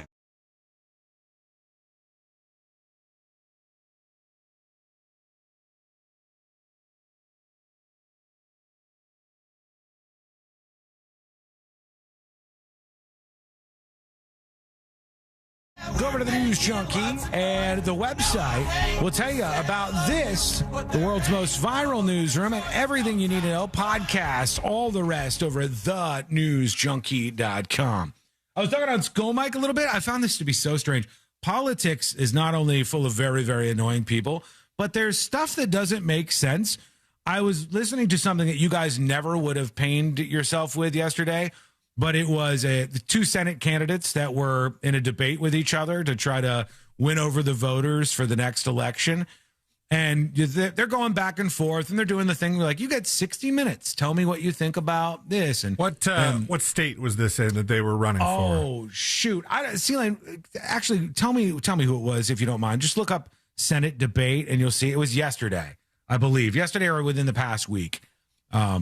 And I was listening to these two go back and forth. And it was interesting because you see the divisions between people, right? Like you see this one person was like a mainstream Democrat, and they were talking about, I'm here to fight. Nobody's going to get in my way. I'm going to show up for the voters, and every single day I'm going to fight for you. And the other person was a DSA candidate. So they're like the socialist candidate. And they were just talking about Israel almost the whole time.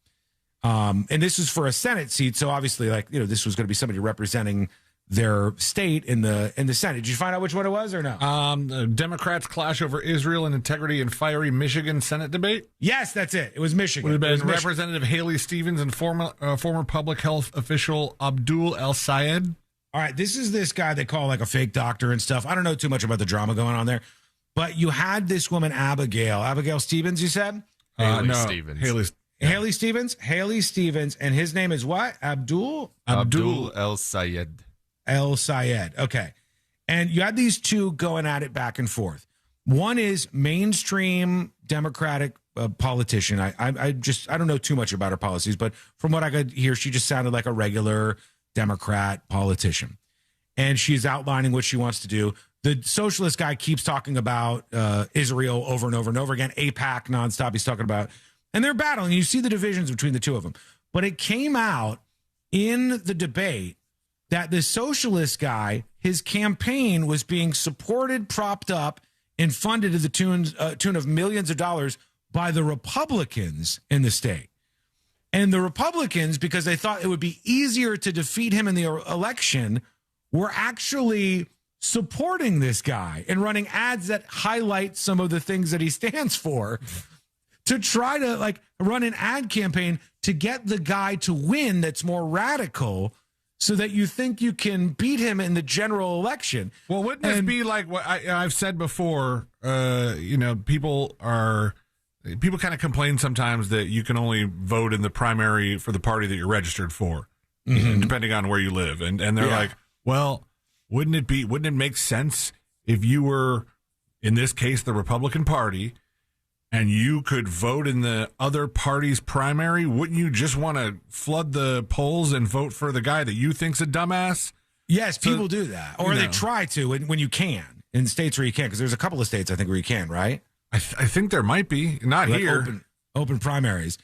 There's a couple of states where you can, but it seems so weird. Like, I bet you would have, like, the opposite of this would be Democrats propping up some, like, MAGA Trump guy candidate. And you would probably talk to those people and they go, this person is the biggest threat to Michigan. Oh my God, this person should never be in charge. But they're also supporting them because they think they can beat them in the general election.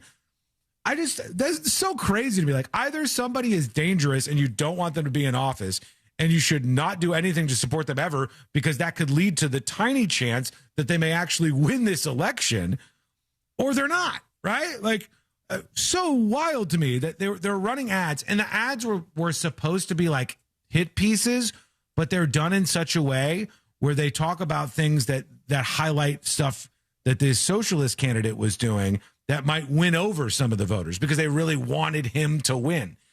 And I just, what a risk. If you really think somebody's so dangerous, they're going to screw up the state, screw up the country representing these people in the Senate, but you also are willing to put millions of dollars behind funding them because you think you can beat them. Because CFL Kent's right. It's the gamesmanship of it all. Like, to me, either that person is dangerous and you don't want to put any money behind them at all, or they're not. But That's what was going on in Michigan with that debate yesterday. And it was very interesting to hear like all this stuff because they were kind of getting dramatic with each other in this back and forth debate that was happening. Some of you may have seen that, probably just me, but either way, let me know. Send a dispatch over at thenewsjunkie.com. I have a ton of emails to get into. I want to thank really quickly TomTom for the 10 gifted subscriptions over on the website. Thank you so much, Mr. TomTom. Yeah, there he is. Thank you. Thank you for that. Appreciate that. Also, one more to mention here. Landscape for the 3 gifted subscriptions, premium subscriptions that you can claim. Unlock secret shows over on the website at thenewsjunkie.com. Let's talk about this missing pilot thing here real quick. I have a little bit on this. This is K2 Airways. Anybody ever heard of K2 Airways? No. This is my first experience with them, too. The final radio transmission of Captain Mohammed Rizwan Idris, a pilot of K2 Airways flight KTA 1732, has emerged after the tragic crash, this says. According to reports, I don't even know if they found any wreckage or anything. They just saw this thing fall off the radar.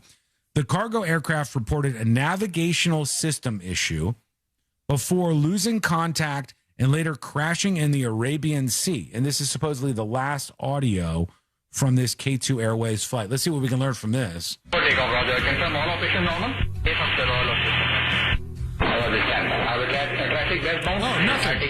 Yeah. Right, expect after that. Number 2. Number 20. He is speaking English, but I don't think I picked up anything from that at all. Number 2. Yeah, that was it. He's putting in his lunch order. K2. I'm going to see if I can find somebody else who like transcribed this. Is this got the audio too? No, this is just the flight tracker. Flight tracking shows an extremely rapid descent, dropping 35,000 feet in less than 2 minutes. My God. Before disappearing from radar entirely. They don't know what brought down the plane. It was a Boeing 737. I wish they had somebody who like transcribed that audio so I could see what the hell the guy was saying. But he was talking about how there was something wrong with the navigational error. Was that the problem? Or was that similar to the problem that they had with the Boeing MAX planes? Was there some sort of like navigational thing that shut those down for a while? There was something that was causing them to take dives, I thought. Yeah. It was autopilot or navigation related, or it was getting interference from other systems and it was activating something that wasn't supposed to activate.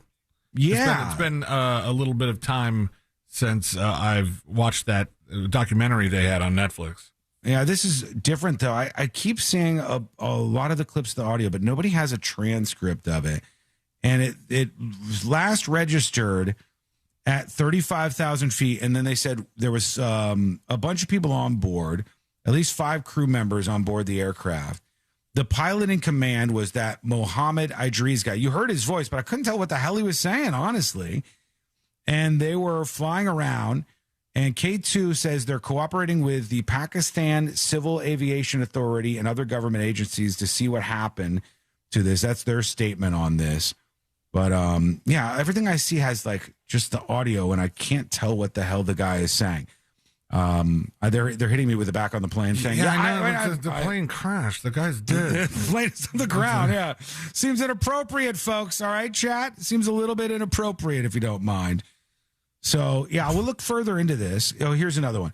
K2 Airways Boeing 737-400 freighter, registration AP BOI, disappeared over the Arabian Sea late Tuesday while operating a cargo flight. That's why there was only 5 people on board, because it was a cargo flight with just the bare bones staff. Only 5 people are dead. Plane. Let's play the song then.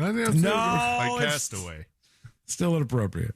The crew reported a navigational system issue, and it was about 155 nautical miles of Karachi, Pakistan. 3 minutes later, radar showed a rapid descent and heading change before contact was lost entirely. Flight Radar 24 data places the aircraft's last position at blah, blah, blah, blah. The Pakistan Prime Minister has confirmed the aircraft went down at sea, but I don't see anything if they've found like the wreckage or anything. But if this thing fell out of the sky, those folks are probably not with us any longer. This is the actual data here on Flight Radar 24. 35,000 feet at this point. And the vertical speed is like hopping all over the place. And then it starts going down. Oh, yeah, it's going. Well, no, it went back up, though. And then really quickly. So I don't know how fast. If you watch how the fast tiny is that plane, update? if you watch the tiny plane on flight radar, it looks like it just goes. It's just spinning around. It's kind in of circles. savage. So this is 35,000 feet, and then boom. How often do these things update? Do you know, like the flight radar things? Let's see. Because it went from 35,000 feet, and then in just a blip, it looks like it's 1 minute later, 1,000 feet, and then that's it. That's where it ended up staying at 114 knots, and this plane just completely disappeared. But this is off the coast of Pakistan. Hopefully it doesn't have anything to do with anything else going on in the Middle East, for God's sake.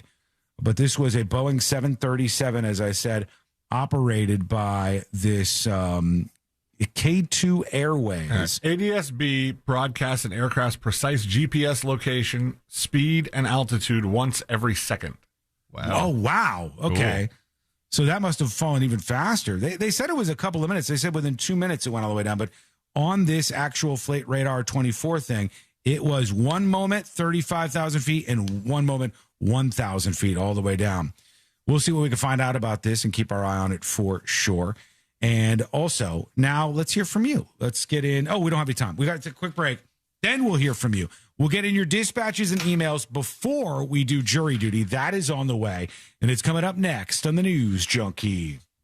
Real Radio is on Instagram at Real Radio 1041. Sponsored by the law offices of Anajar and Levine Accident Attorneys. Call the law offices of Anajar and Levine at 1-800-747-FREE. That's 1-800-747-3733. This is Doug Gottlieb. Here's what's trending from the iHeart Sports Network. Presented by iHeartAdvertising.com. A big night for the Pirates. Ryan O'Hearn, who hit 3 home runs and drove in a franchise record 10 runs to lead the Bucks to a win over the Braves.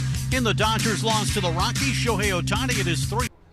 Hello, welcome behind the scenes. Run a business and not thinking about radio? Think again, because people are listening to radio more today than they did 20 years ago. And only iHeartRadio connects with more Americans than TV, digital, even social. Learn how radio can help your business. Call 844. By the way, the reflecting pool is being drained again, but, reflecting pool drama is pretty dumb, so I don't really want to talk about that. I'll give you something, though, here. How many of you, chat, watch the television program Shark Tank? Do you watch the television program Shark Tank? Yes or no? Let me know. Let me know. Do you watch Shark Tank? I've got some pretty interesting twists on that show in a moment here. While we figure out what you think about that, let me work in these other gifters. Landscape with 3. Landscape with 3. Thank you to Landscape for the 3 gifted subscription. And the other one was Tom. With 10, I think. Tom with 10 gifted subscriptions. Thank you so much.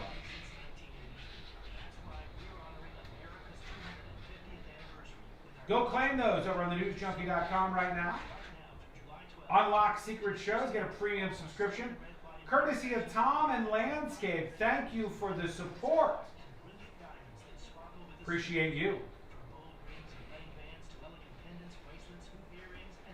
All right, we got some no's. No, nobody watches Shark Tank.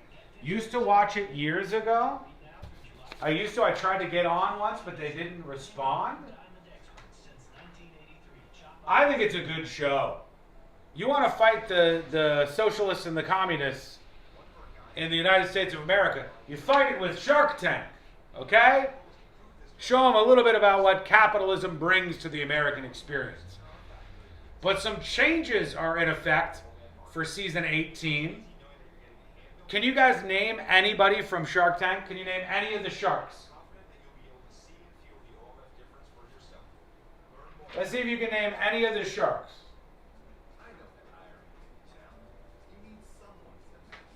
Mark Cuban, that's right. I think he's retired now. He's not going to be on anymore. Never watched?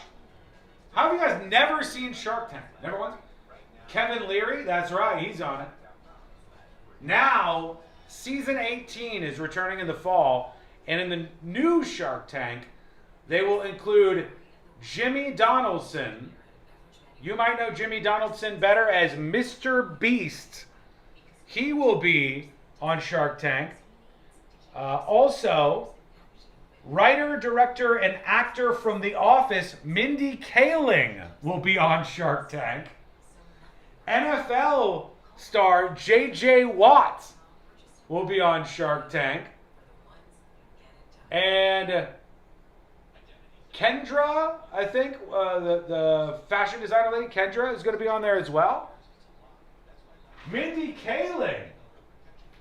I didn't expect that. Mindy Kaling from The Office. All right, jury duty. Come on, here we go. $1 million protection package, which covers up to $1 million for stolen funds, fees, and experts and lawyers and out-of-pocket expenses. Don't face the burden of identity theft alone. Protect your future and finances with LifeLock. Join now. Save up to 30% off your first year with promo code BECK at LifeLock.com. 1-800-LifeLock, promo code BECK. LifeLock.com. Terms to apply. Bank of America, sponsor of the FIFA World Cup 2026, dedicated to offering solutions to help businesses meet their goals locally and globally. More at bankofamerica.com/gamechangers. That's bankofamerica.com/gamechangers. This earful of real radio is brought to you by JustCallMo.com. Injured on the go? JustCallMo.com. Real radio. 104.1. Mainlining today's top stories. You're listening to the news junkie, Sean Watson.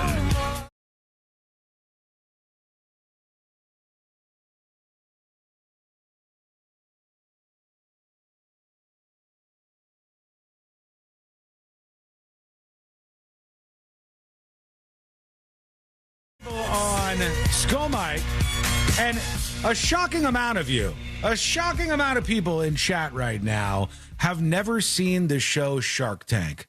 C-Lane, Josh, you guys have seen Shark Tank before, right? Yeah, yes. At some point in time, I mean, that show's been in syndication forever. I feel like you would have to actively try to not watch that show at some point, but it's coming back, and they said because everybody else is kind of aging out. Mark Cuban, he's kind of retiring from the show. And the other folks who are getting a little bit older, Barbara Corcoran, she's pretty old now. You've got Kevin O'Leary, that's the Mr. Wonderful guy. Marty Supreme. From the Marty Supreme movie. And now they got to bring some young blood in. And when I saw the list of people that are going to be in the new season of Shark Tank, I was like, wow, I did not expect that. One of the people is Jimmy Donaldson, a.k.a. Mr. Beast. He's going to be on Shark Tank in the new season. Interesting. I can see that, right? Mr. Beast doing his Mr. Beast thing on Shark Tank. The other one that I didn't expect, Mindy Kaling from The Office. She got money like that? I guess so. I guess she does. She is going to be on the new season of Shark Tank as one of the sharks. And then favorite daughter co-founders, Aaron Foster and Sarah Foster. I don't know what that is. Favorite daughter. Have you guys heard of this? No. Diary of a CEO host, Stephen Bartlett. I don't know him either. Kendra Scott, I've heard of before. She's a lifestyle brand guru. And J.J. Watt from the NFL. He's going to be in there as well. They're just like throwing a bunch of randos at this thing. Favorite daughter is clothing. Is it? Yeah. Favorite daughter must be a big, successful brand, I would guess. They've had a lot of like guests as sharks on Shark Tank over the years. I mean, I think even season 1 was the only one that looks like they didn't have any. Season 4 didn't seem to have any. But they've had a bunch of these people, right? But some of them are more celebrity than investor, I think. Like, I think, we didn't really know the names. And Mark Cuban maybe a little bit. I think he's more famous for Shark Tank than you would instantly just know his background as an investor and how he built his business in sports and stuff like that. Sure. Kevin O'Leary wouldn't have known. Robert Herjavec, definitely not. Barbara Corcoran, no. Damon John, yes, I would know FUBU 100%. But I only know him from FUBU because of Shark Tank. Because when they do the intro, they're like Damon John, who started FUBU. No, I remember FUBU in school because it was weird. I remember FUBU too. All the white kids in middle school were wearing FUBU, which was literally not supposed to be for the white kids, and cross colors at the time. And that dude made a bank on that FUBU line for a while. I knew about the FUBU line in middle school. I remember making fun of the kid who had a knockoff FUBU in the lunch line. He had, like, if you looked really closely, that wasn't an F, and that wasn't it would look like Poo-Boo instead of FUBU. And so we were like, it's Poo-Boo guy. But I didn't know the name David John himself, by the way. Poo-Boo guy's probably just fine. Maybe. We'll see. But, like, so they had these celebrity guests in, and I go, well, okay, Jeff Foxworthy. He's rich. Are they all rich? You would hope so if they're supposedly putting up their own money. Jeff Foxworthy's one of them. Let's see. Richard Branson. That's a good guess because that guy has money to invest in stuff. Alex Rodriguez, I'm guessing of Yankees fame. Yeah, A-Rod was on there. He's rich. But is he investment you know who was on there? rich? Ashton Kutcher was on Ashton Kutcher. Kevin Kutcher. Hart. Yeah, and all these people invest in all sorts of stuff. I did not know Mindy Kaling was into that. I mean, somebody says she's hugely successful. Alien on TNJ Chat. Of course, and she's been in a bunch of TV shows. The Office is really where she's gotten most of her success. But she's been in a bunch of TV shows. I didn't know that she was like a business person and would be up on Shark Tank. But I guess they're trying to bring it to the younger generation now. So they inject a little bit of Mr. Beast in it, like everything else these days. All right, here we go. We'll see what you think about that when we get to your feedback momentarily. Right now, let's do jury duty. Court is now in session, so put your phone down and pay attention before we call the bailiff over to whip your ass. You're now on jury duty with the News Junkie. Jury duty brought to you by the one, the only Mo DeWitt of the DeWitt Law Firm. Injured on the go? Just call Mo. 800-CALL-MO, 800-CALL-MO, or go to justcallmo.com. After an accident, reach out to the attorney that's going to help guide you to that big check you deserve. And trust me, you do indeed deserve it. That is justcallmo.com. This is crazy. One of the more strange stories of the day. Items left behind at a Cracker Barrel, as in the restaurant, have led to an arrest in a 1985 cold case murder. All right. They found stuff at a Cracker Barrel, Josh, that have led to an arrest in this cold case. Here's what the story says from NBC News. Items discarded behind a Cracker Barrel restaurant in Georgia played a key role in helping Ohio prosecutors secure an arrest in connection with the killing of a traveling salesman more than 40 years ago. According to authorities, a Warren County grand jury issued a 2-count indictment accusing Randy Lane McAllister, a 62-year-old Columbus resident, of playing a role in the October 17th, 1985 strangulation death of John Christopher Warren.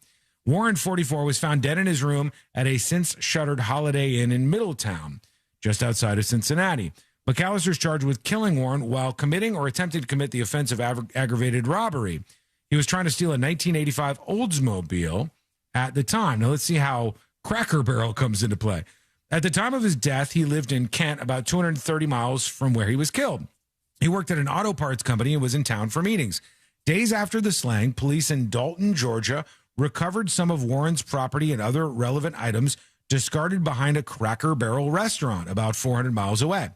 His car was found in Reddington Beach, Florida, 1,000 miles away from where he was killed. So they knew somebody took the car and drove the hell out of there. The slaying went unsolved for decades before Warren County Sheriff's detectives sent items recovered from all 3 crime scenes, including the Cracker Barrel, to be tested for further analysis a few years back. It wasn't clear how investigators initially connected the Cracker Barrel items to Warren's slaying or what sparked the new interest in the case, but that came back with a DNA match, and it led detectives to McAllister. Unfortunately, one of the people who helped him out is now deceased, so they will never see any sort of justice themselves. But they caught the guy who they said did this murder. And if you got away with a murder back in the 1980s and it's 2026, oh man, you probably feel like you ain't never getting caught. I'd like be so mad. I know you. I made it 40 years, and after all that time, because of the stuff they found at a Cracker Barrel, they have arrested this particular guy. And now we'll see what happens with him. Warren, who's Warren? Warren County Prosecuting Attorney David Forshnow says, everything I intend to say is on social media. I don't have any further comment. Okay. That's an interesting way to say it to the press. He's like, I don't have anything else to say. I've already said what I'm saying here, but just check my Facebook, like and subscribe for part 2. Yeah. And then you'll get your statement. Could be the case. So that's what's happening there in jury duty today. Thank you to Mo DeWitt of the DeWitt Law Firm. Appreciate you. When we come back, we kick off the Power Hour. We got to get into the Graham Plattner drama. I want to talk about a blooper from the president that I've been wanting to work in. We'll play that and see what that means. Then there's this young kid who went missing and a story behind him that's getting a bunch more press. All of that is coming up next on the News Junkie. Download the all-new iHeartRadio app. Make Real Radio 104.1 a number 1 on your presets, and you could win free stuff at upcoming events. You won't run into too much trouble on most of the major roadways. I-4 is the only problem. There's congestion starting to pile up westbound before Colonial. An accident eastbound before I-95 getting cleared up off to the shoulder. Stop and go between Osceola Parkway and Apopka Vineland Road. There's also some scattered showers in the area. It's already affecting the Greenway near Lake Jessup. So those.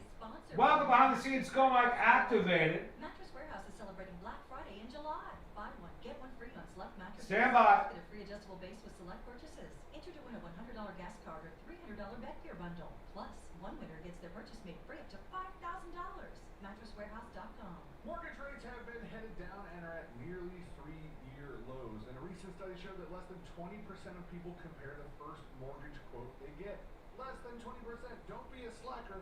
Get peace of mind. If you just take that first quote you can leave a lot of money on the table, and that mortgage guy Don can help. Okay. It's so easy to compare your quote with Don. YouTube, Twitch, TNJ Chat, thanks for hanging out with us today. The Power Hour is upon us. World Cup fans, what's the next big match that I should be watching, World Cup fans? What's the next big showdown?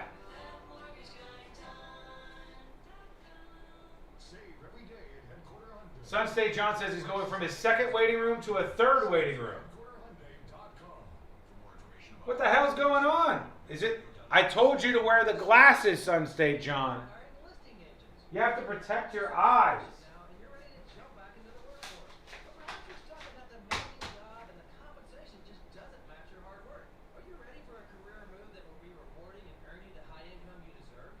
Somebody else pushing this $7.99 8-piece fried chicken at Publix. Why not?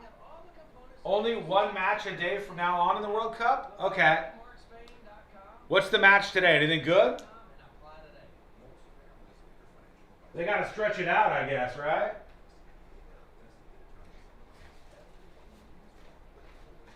Norway? Nothing today. France versus Morocco is tomorrow. Okay.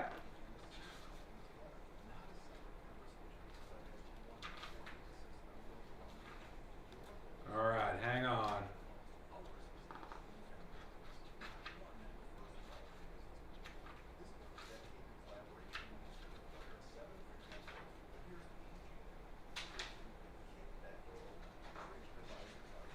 All right, let's do this. I got a couple of updates that I want to work in, but I definitely want to check in on that building in New York City that was going to fall over. Is it still standing? What the hell's going on? We'll touch on that next. And then into the Graham Plattner stuff. Is Graham Plattner going to drop out? What do you think, chat? Is Graham Plattner going to drop out of the race? 3 potential answers. Yes, you think Graham Plattner is going to drop out of the case? No, or who? Meaning you are not following this. Who? Question mark. Abraham Dragonfriend says he should drop out. I mean, the guy has bad news piling up on bad news, piling up on bad news.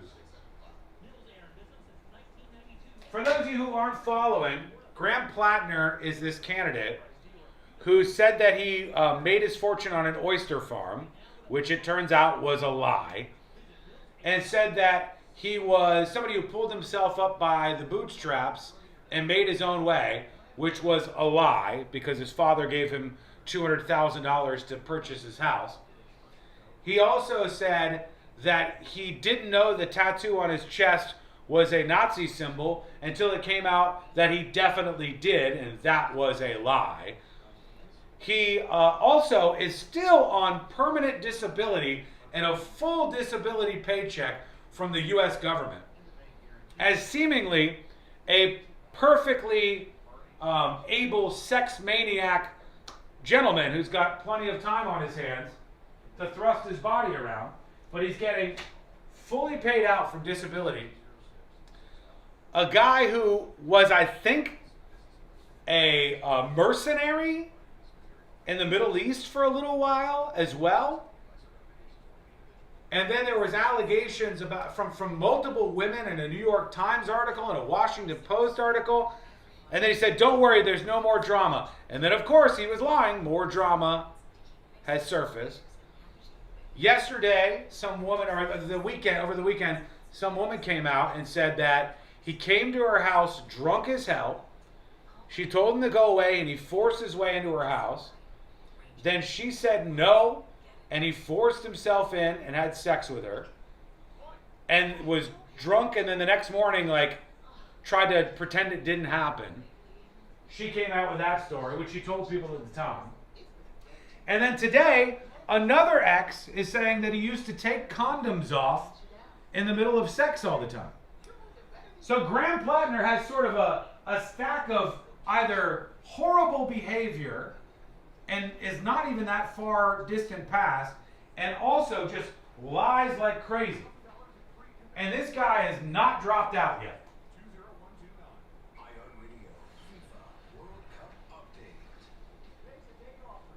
All right, here we go. Impact windows from Reese Windows. Text TRUST to 20129. iHeartRadio FIFA World Cup Update. Today's a day off for tournament action. Kylian Mbappe and France will take on Morocco in the quarterfinals tomorrow. Mbappe scores! France finally in front! Mbappe has 7 goals, one behind Lionel Messi in the race for the Golden Boot. The winner of tomorrow's match will play the winner of Spain-Belgium in the semifinals. Download the iHeartRadio app for live Fox coverage of every game.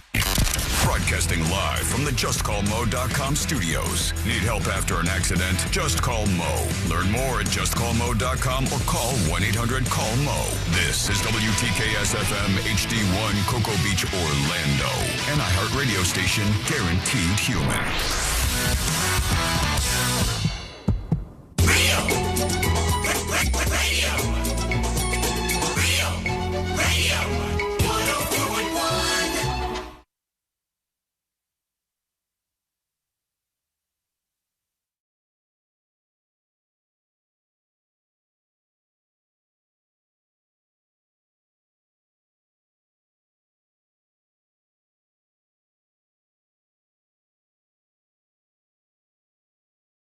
Talk about all the drama around this Graham Plattner guy. I'll explain if you haven't heard. I'll bring you up to speed with what's going on. And boy, is it a wild ride.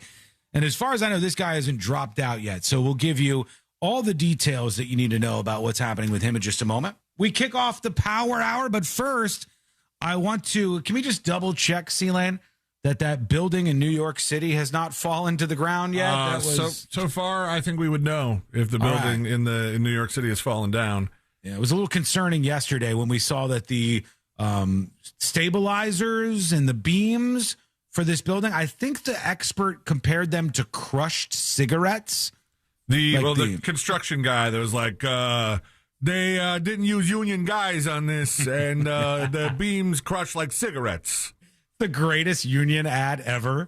The union guys are just waiting outside for the cameras. We wouldn't have done this. We talked about off the air yesterday that there was another building in New York City that is kind of halted production, very much I4 eyesore style, and just like unfinished because they didn't do all the drilling down on the pilings that you would normally do, and so part of the building was sinking into the soil. Oh, great. And so it's leaning. It's a leaning building there. And when you look up the Wikipedia page of that building, there's also claims, or that this building was protested by union construction workers because their use of non-union labor. That's so good. That's such a smart strategic move. Yeah. Other buildings are falling, and you're like, hey, this is what happens here. The buildings fall down because they crush like cigarettes. Be a shame if something happened to your nice building over there. Yeah. And you say, well, what buildings did you do? All the ones that ain't falling down. Those are all the union ones. You're like, oh. Okay, well, we'll keep that in mind. I think I saw this morning on the news that there were some very, very brave individuals rushing in there to put temporary support struts up there, ones that could hold all the extra building they built on top of the building that was there. God. I don't know if I wouldn't be going up in that for anything, would you? No. Hell no. This building looked like it could come down at any moment in time. The floors were crumbling. It was 30-story building or something.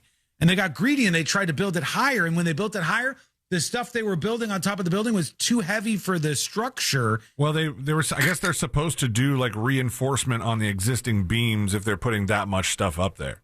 Yeah, and they did not. No, they seem to have cut some corners, you might say. But we'll keep an eye on that. So far, so good. I don't have any buildings falling just yet in New York. That's we'll knock on wood over here too.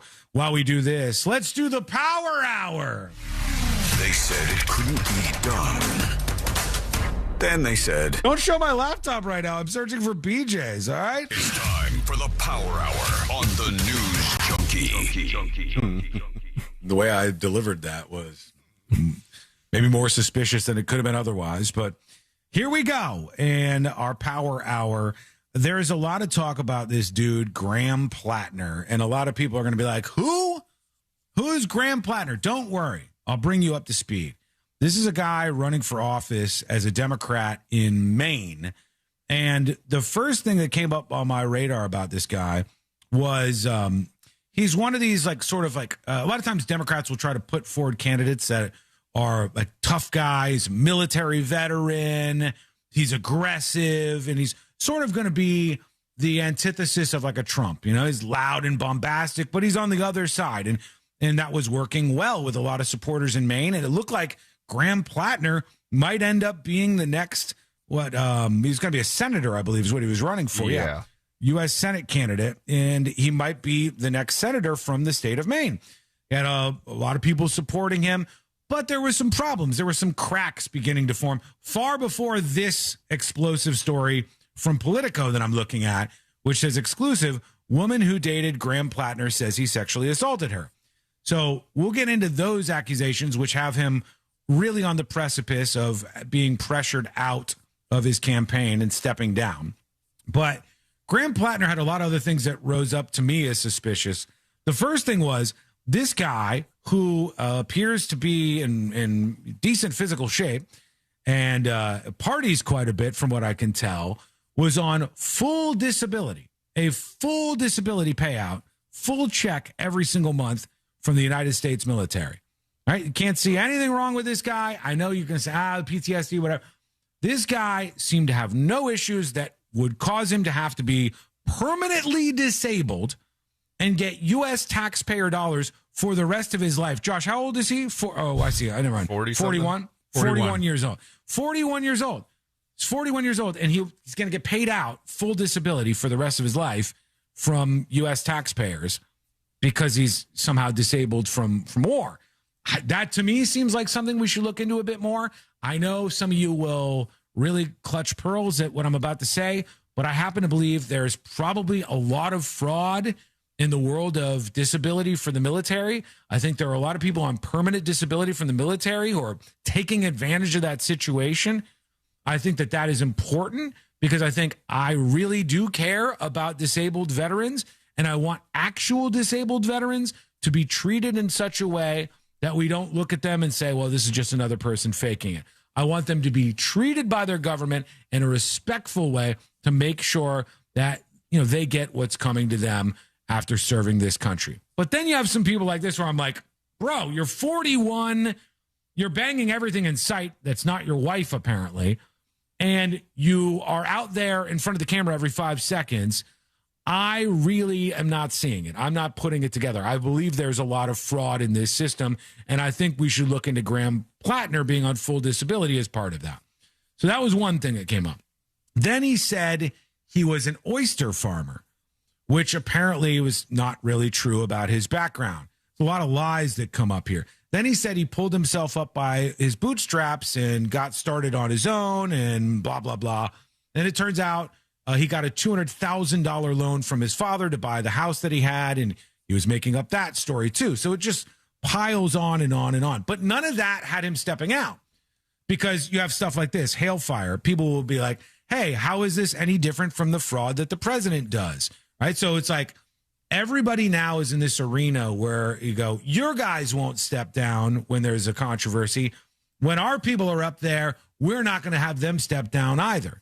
We're just all just going to pretend like none of this is happening and nobody should ever step down.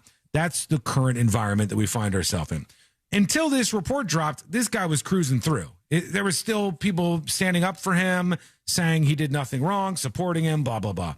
Politico said a woman who dated Maine U.S. Senate candidate Graham Plattner says he forced her to have sex with him nearly 5 years ago, despite her repeated objections, an allegation Plattner denies. The woman is a 41-year-old Maine resident named Jenny Rassicott. Is he 41 too? Yes, he is. Yeah. They're both? Okay, so they both are. The woman, 41-year-old Maine resident named Jen Rassicott, detailed the alleged incident to Politico in 3 interviews over the past 2 weeks. Politico also spoke with a man Rassicott dated and confided in years after the alleged incident, and reviewed documents including emails between her and her therapist and messages between her and an acquaintance whom she warned against getting involved with Plattner years before he ran for office. She said she had an on and off relationship with Plattner, who's now the Democratic Senate nominee in Maine, for more than 2 years before he entered her rural Maine home uninvited one night in late 2021. So this is not even that long ago, 5 years ago. Plattner goes to this woman's house, 2021, late at night. He's deeply intoxicated, and he forces himself on her while she repeatedly told him to stop. She said she cut off contact with him after telling him the encounter was not consensual. I remember him grabbing my pelvis and being really forceful on me. I remember this specific moment where I thought to myself, this is no longer my choice. Plattner says, the allegations are troubling, serious, and false. It's categorically untrue. But at the time, why would she have any reason to do this? Because nobody knew who the hell this guy was. She confided in her friends what had happened with this guy. She told people that Graham Plattner, who wasn't running for office at the time, who wasn't a man of power, who wasn't a politician, who wasn't any of these things, she told her friends what had happened before there was any sort of fame involved here, which is, seems like maybe some evidence that some of this is true. And she said she was upset because there was all these allegations against this Graham Plattner guy, but he was still staying in the race. Now, to her credit, she also says she totally agrees with him and supports him. So she was kind of juggling whether or not she should come out with these allegations, but she felt like she had to because she didn't want this predator having a position of power in the U.S. Senate. So, ideologically, she's not some Republican or something. She agrees with Graham Plattner. She likes him, and she wanted to support his campaign. She said, in the weeks after the alleged assault, she considered going to the police, but struggled with shock and confusion about what happened to her and did not file a police report. Even as time passed, she said she felt uncomfortable potentially telling a police officer about such a personal experience and feared retaliation from Plattner. At first, she only confided in her therapist, who she continues to see. So they go on. Some guy she dated after him, she ended up talking about that. And she shared some Facebook posts, I guess. I saw your post about oysters the other day. I feel morally obligated to warn you if you're anything more than just friends with Graham Plattner. But if you're not, then I'll just shut up for now and give you the scoop sometime, LOL. Just friends, would love the scoop, though. And she said, is he still engaged? I was working on fixing him up with a friend. Oh, I have no idea. With who? Oh, some girl, I think her name is, and it's blocked off. This is just some proof that some messages were going across here. She said he was drunk and wouldn't take no for an answer. So that's the basic story that started this, and he has still not dropped out. Then a news story pops up today that said another one of his ex-girlfriends claims he would remove condoms during sex without her permission. which is also probably not a good look. You might imagine. Aren't there some jurisdictions in which that is under like a sexual assault? I think, C-Lane, and I'm not positive, so do fact check me and correct me if I'm wrong. I think this is exactly what the rape charges were against Julian Assange of Wikipedia. I think the claims were that he... You mean WikiLeaks? WikiLeaks, excuse me. Thank you for correcting me on that part so far. Let's see if I got the rest of it right.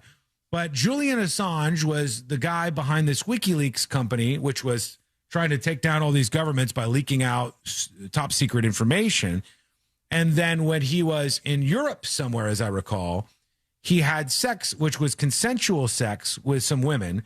One of the women said it was consensual sex while she was having with him, but then afterwards she decided to withdraw her consent, which seems crazy. The other one was a woman who said that he stealthed her, which is like removing the condom or the protection that you're wearing during the sex without the permission of the woman. I think that's what it was for him, which this sounds similar. Is that right? I'm looking for those specific kind of things. Right. Yeah. Why do you do that? If you need to dig a little deeper, I'll just read this real quick. Graham Plattner has, this is as of yesterday, 6 days. So I guess it's 5 days now. He has 5 days to decide whether he should drop out. Here's how that would work. Maine Democratic Senate candidate Graham Plattner, an oyster farmer, they're still using that on the Washington Post, said Monday he was taking time to reflect on the best path forward. They're still using oyster farmer on Wikipedia and some other pages. What I see one article that says, is Graham Plattner's Maine oyster farm totally fake? Fact-checking attack on Senate candidate. I mean, is there, like, have they figured out that the oyster farm is fake? From what I heard, he has some sort of ownership in an oyster farm, but he was identifying himself as an oyster farmer by trade, as if that's where his money was coming from. And he gets like a pittance, like a tiny fraction of money from this oyster farm. So it's not really his job, even though he was shaping himself up that way. That's what I took from this. Plattner can drop out anytime before the November election, but Democrats under state law would only be able to put a replacement candidate on the ballot if he does so in the next week. So if they want to replace him with somebody else, then he has to drop out in the next week, I believe. Oh, here he is. This is the guy himself talking about these most recent allegations. I wanted to directly address the troubling, serious, and false allegations against me. Any accusation of non-consensual behavior is categorically false. Over the last 10 months, I have been deeply humbled by the faith Mainers have put in me.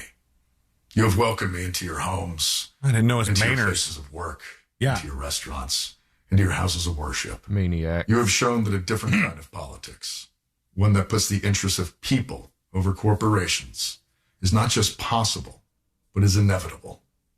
This movement we have built, the largest volunteer base in the history of Maine politics, the hundreds of thousands of grassroots donors, and the supporters across the ideological spectrum. Get to the accusations. In a love of Maine, a belief that our politics must change. Bro, this is a 2-minute video response he put out, and all of this so far was like, we are doing great, we are kicking ass. This doesn't sound like a guy who's going to drop out, at least not yet. And a focus on defeating Susan Collins.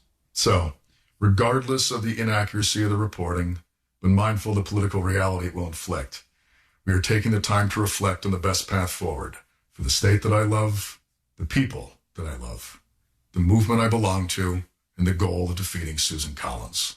Those were the goals when we launched this campaign, and they remain my goals today. On June 9th, 154,058 Mainers, the most in primary history, voted to reject a broken politics beholden to Washington and the donor class. They voted for hope, for change, to take back our economy, to take back our power. Are you dropping out? To take back our Senate seat. Throughout it all, you never turned your back on me, and I will not turn my back on you now. Every one of you deserves to see that vision come to fruition. This sounds like he's saying it. Susan Collins defeated. And we will use every tool at our disposal to do so. Yep. As Maine goes, so goes the nation. As always, thank you. All right, there he goes. So as Maine goes, so goes. Is that a Maine saying? Sure. I don't know much about Maine, but that didn't sound like a guy who was going to be dropping out in an election here.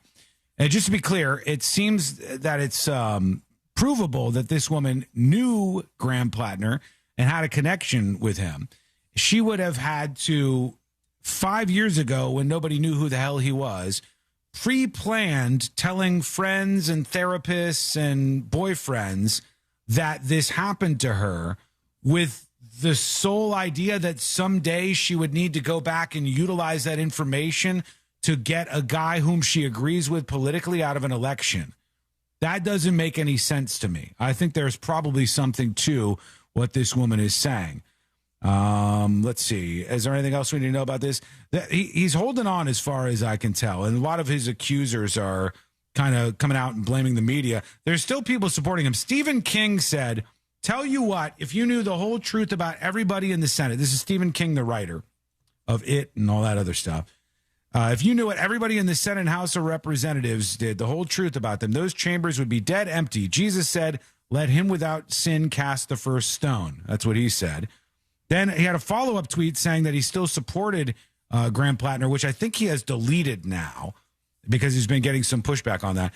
I also saw that yesterday, talk about timing, this company Daybook, who hires people for political jobs, said Graham Plattner for U.S. Senate is immediately hiring a research director to develop a comprehensive research and vetting strategy and build comprehensive defensive strategies and rapid response toolkits.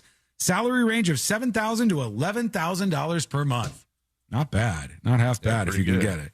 I'm pretty surprised that they're still hiring right now, but I guess that's what's happening. And here's a final clip on this. This is an update from the Maine Democratic Party executive director about what's going to happen next. Hi, everyone. I wanted to provide you all an update on the U.S. Senate race here in Maine. As you know, the Maine Democratic Party has been working around the clock to develop a process to replace our U.S. Senate nominee that is open, inclusive, transparent, and fair. The integrity of this process is just as important as the outcome, and we are committed to ensuring that Democrats across our state can have confidence in both. Unfortunately, Graham Plattner's team has repeatedly reached out to us in an attempt to put their thumb on the scale of what this process looks like. We have repeatedly reiterated to Graham Plattner's team that they have no role in determining our next Democratic nominee for the U.S. Senate, nor in determining what this process looks like. We have also reiterated that Graham Plattner must drop out of this race so that Democrats in Maine can focus on defeating Susan Collins this November. All right, there you go. That's the drama happening around all that. I don't know if he's going to drop out or not. I don't know how, like, when they do the Oppo research on candidates like this, I don't know how this person gets through. I don't know how this person squeezes through and becomes their Senate candidate. Like, I know that they investigate people. I know that they do that kind of work, but this guy still made it this far along. It seems clear to me at the very least that he's a habitual liar. Like, that seems real obvious to me. And there's a lot of other questions too, but we'll see what happens next and keep an eye on this as that one's making some waves out there. Quick break. When we come back, we continue the Power Hour with your feedback. I'm going to get to all your dispatches. We'll work those in because I've been bad about it. That's going to go center stage when we come back. It's coming up next on the News Junkie. Real Radio is on Facebook at Real Radio 1041. Sponsored by the law offices of Anajar and Levine Accident Attorneys. Call the law offices of Anajar and Levine at 1-800-747-FREE. That's 1-800-747-3733. From the Clausman Law Traffic Center, car crash, call Clausman Law. ClausmanLaw.com. Southbound lanes are blocked on John Young Parkway at Pleasant Hill Road. Use Pontieta Boulevard or Old Tampa Highway as alternate routes heading through that area. Look out for emergency crews on the roadways. There's a crash getting cleared up on I Drive near Kirkman. An accident on Oak Ridge Road before Orange Blossom Trail. See traffic troubles, call the Valvoline Instant Oil Change traffic tip line at 866-676-8477. From the Traffic Center, I'm James Birmingham. This report is sponsored by Blindster.com. Hi, I'm Kyle at Blindster.com. Tired of overpriced blinds? Blindster makes custom blinds simple and affordable. You measure at home, install yourself, and save big. No retail store markups, just custom blinds guaranteed to fit. Blindster.com. Folks, let me tell you about a great American company you can absolutely trust. This is a company that you know and you love, called Mills Air. And if you don't know them, well, I hope you never have to call Mills Air, honestly. But if you do have a problem with your air conditioner, I hope they're the only place that you call, because I know that you're going to be treated the right way. You're going to be treated fairly, and they're also going to make sure you're not ripped off. All the other AC companies, to me, seem to be out to take advantage of you. And if you want to be comfortable, you want to make sure your AC is working, or make sure you catch it before a breakdown, Mills Air is there to help. They're a Carrier factory authorized dealer, and they can send one of these experts out to your house today to get your AC working the way it used to, nice and cold. Call 407-277-1159. That's 407-277-1159. Or find them online at Mills. Hello, hello. Welcome back to seats of the show. Hailfire, stop deflecting. Do you think, just answer a question, do you think that Graham Plattner should step down or no? That's it. Simple question. So, Sean, you want him to drop out? Yeah, bro. I think a sexual predator, I think a guy who forced a woman to have sex with him when he was drunk at this house, I think a guy who's a habitual liar, who's lying about all of these things, who's on permanent disability for God knows what reason, I think this guy is not the best candidate that the Democrats can have to go up against Susan Collins in Maine. So, yeah, I think he should step down. Yeah. Yeah. Yeah, I think, honestly, it's not a very difficult thing to say. It should be easy for you, too. No, I don't think you should. Why? You're the one who goes around all day talking about in chat. I just to see with all like the Trump rapist pedophile stuff. It's almost like you don't actually care about that when the rubber hits the road. Doesn't that seem that way? Doesn't it seem a little hypocritical? That's how it seems to me.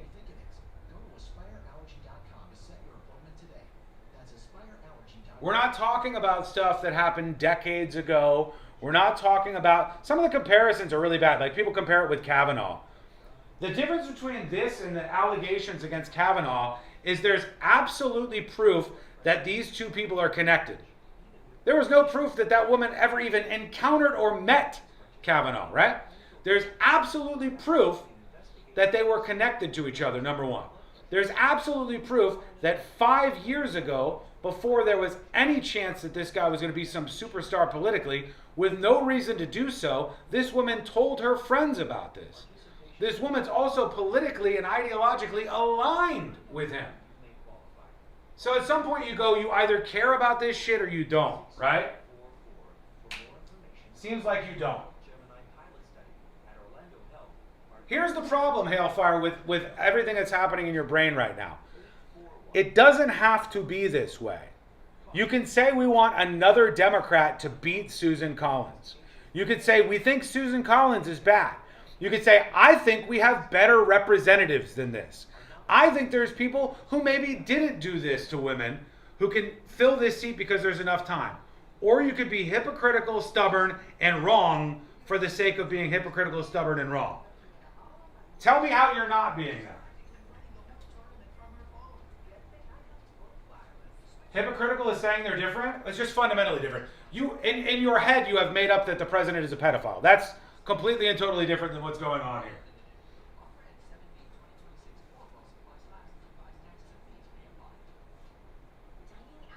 Sean, Nazis are cool now, bro? He's fine?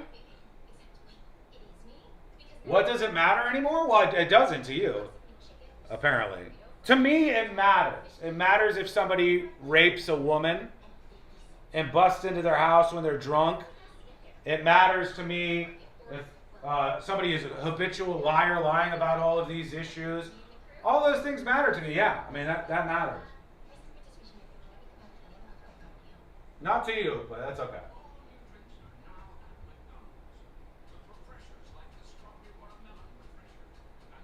Trump should drop out of the main race too? Yeah.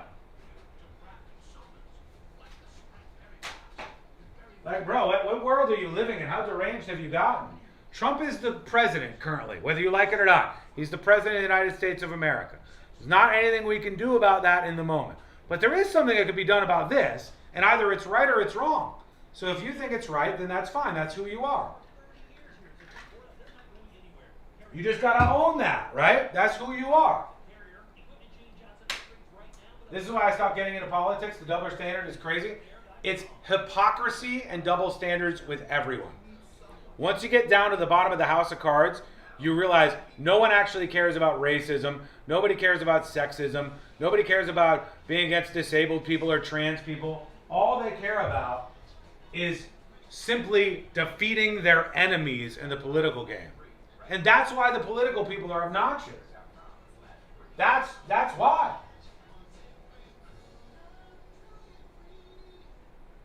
YouTube, Twitch, TNJ chat, the Power Hour rolls on. Let's dig around elsewhere in the world of viral news.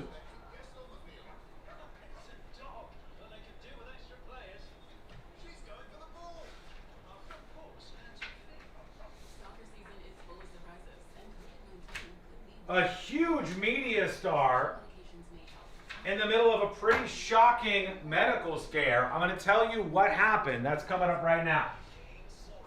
Huge media star in the middle of a medical scare. Details right now. For you. Learn more at PfizerForAll.com. Sponsored by Pfizer. The games more intense. The goals more meaningful. This is what 2026 FIFA World Cup is all about. iHeartRadio and Fox Sports are bringing you every match of FIFA World Cup 2026 live. Magnificent Merino for Spain. Hear the quarterfinals, semifinals, and final for free wherever you are. Download the free iHeartRadio app and search World Cup. Just phenomenal.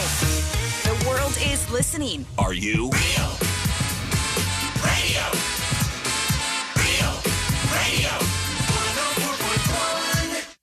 Documenting and contributing to the decline in American culture. This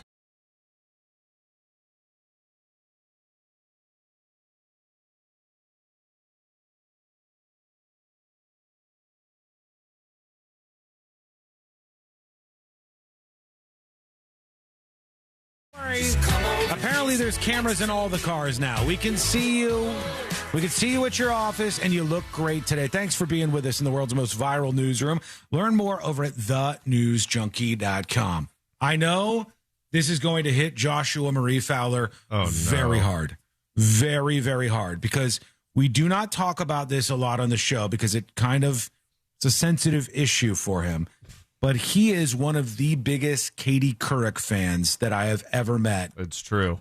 In my entire life. Like, he was so mad at that South Park episode. I'm still pissed about it. Thought it was rude that they would go after and compare sizes of excrement to Katie Couric, which was rude. He was right about that. Unreal.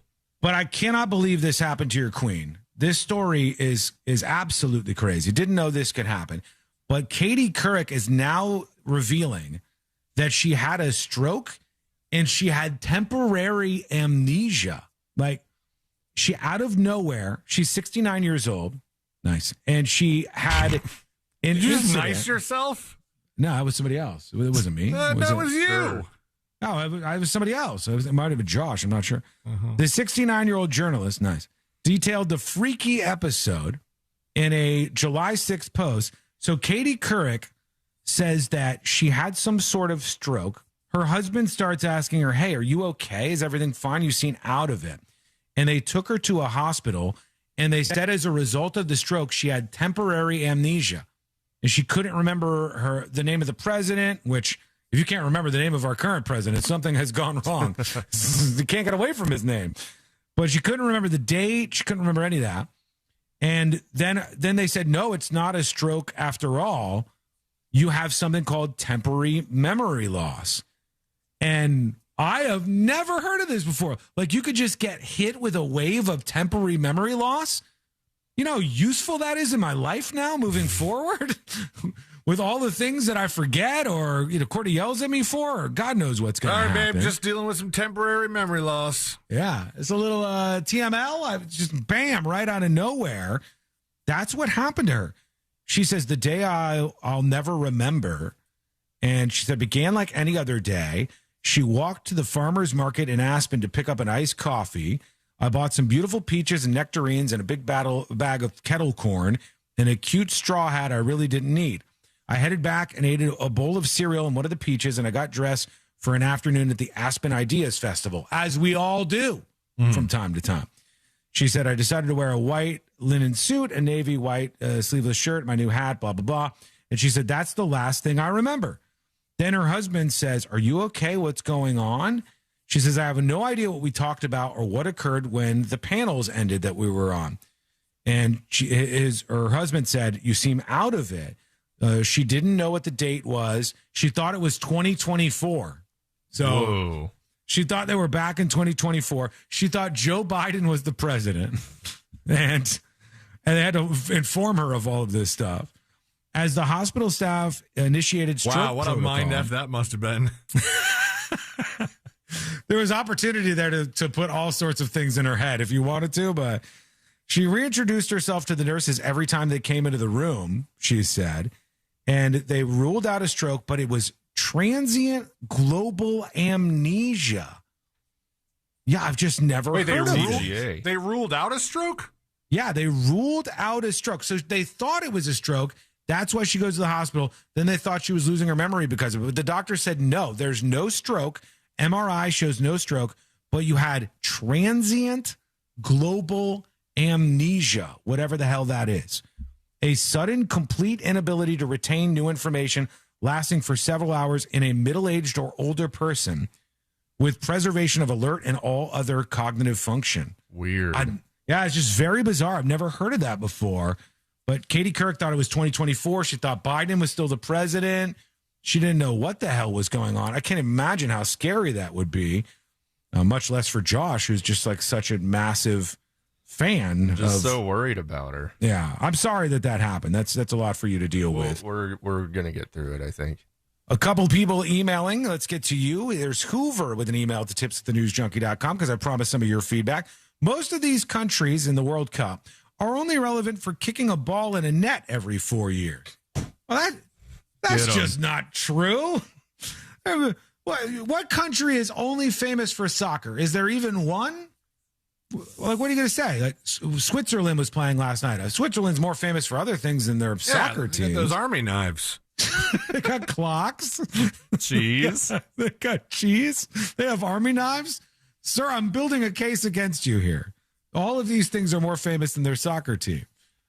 There are some teams like that pop out and I go, I'm not really familiar with that country. There's been a couple of those, but mostly I know who they are. Here is, let's see. Ed says, those Waymos are snitch cars. So what if somebody and their wife decides to go for a ride and decide to do something exciting in the back seat of a Waymo? Will the Waymo or the operators call the cops? That's the $1 million question. I'm not sure. I don't know what they would do in that case. That's only the $1 million question for people who want to do that. For him, apparently. Yeah. Space Coast Native emails, tips@thenewsjunkie.com. I have a 2025 Civic Sport Hybrid. Nice. And one time, I was driving down the interstate with cruise control on, and I was looking at the passenger seat for a couple of seconds, and my car beeped at me. When I didn't look up, it applied the brakes and started turning my car to the shoulder until I looked straight ahead and tugged on the wheel, he said. A lot of people emailed about that. Yeah, Mike said a lot of the things about Tesla is like, pulling over to the side if you're not doing your responses or if it thinks you're maybe fell asleep or something like that. It will pull over to the side, turn the hazard lights on, and unlock the doors. Yeah. I find that to be also dangerous, but I guess it's got enough cameras that it can safely pull over. It's actually kind of safe. Like if you had a stroke in your car or something like that, if you had a medical episode temporary global amnesia. If you had temporary global amnesia and you thought Joe Biden was president, it might go, hey, first of all, you might need to pull over for this news. Yeah. First of all, I need to know your political affiliation. So that way I can tamp down the information. Jane says, my vehicle has a dash cam like you mentioned. I have no trouble with sunglasses, but if I scratch my nose or maybe raise my arm to stretch on the headrest, it nags me to look forward.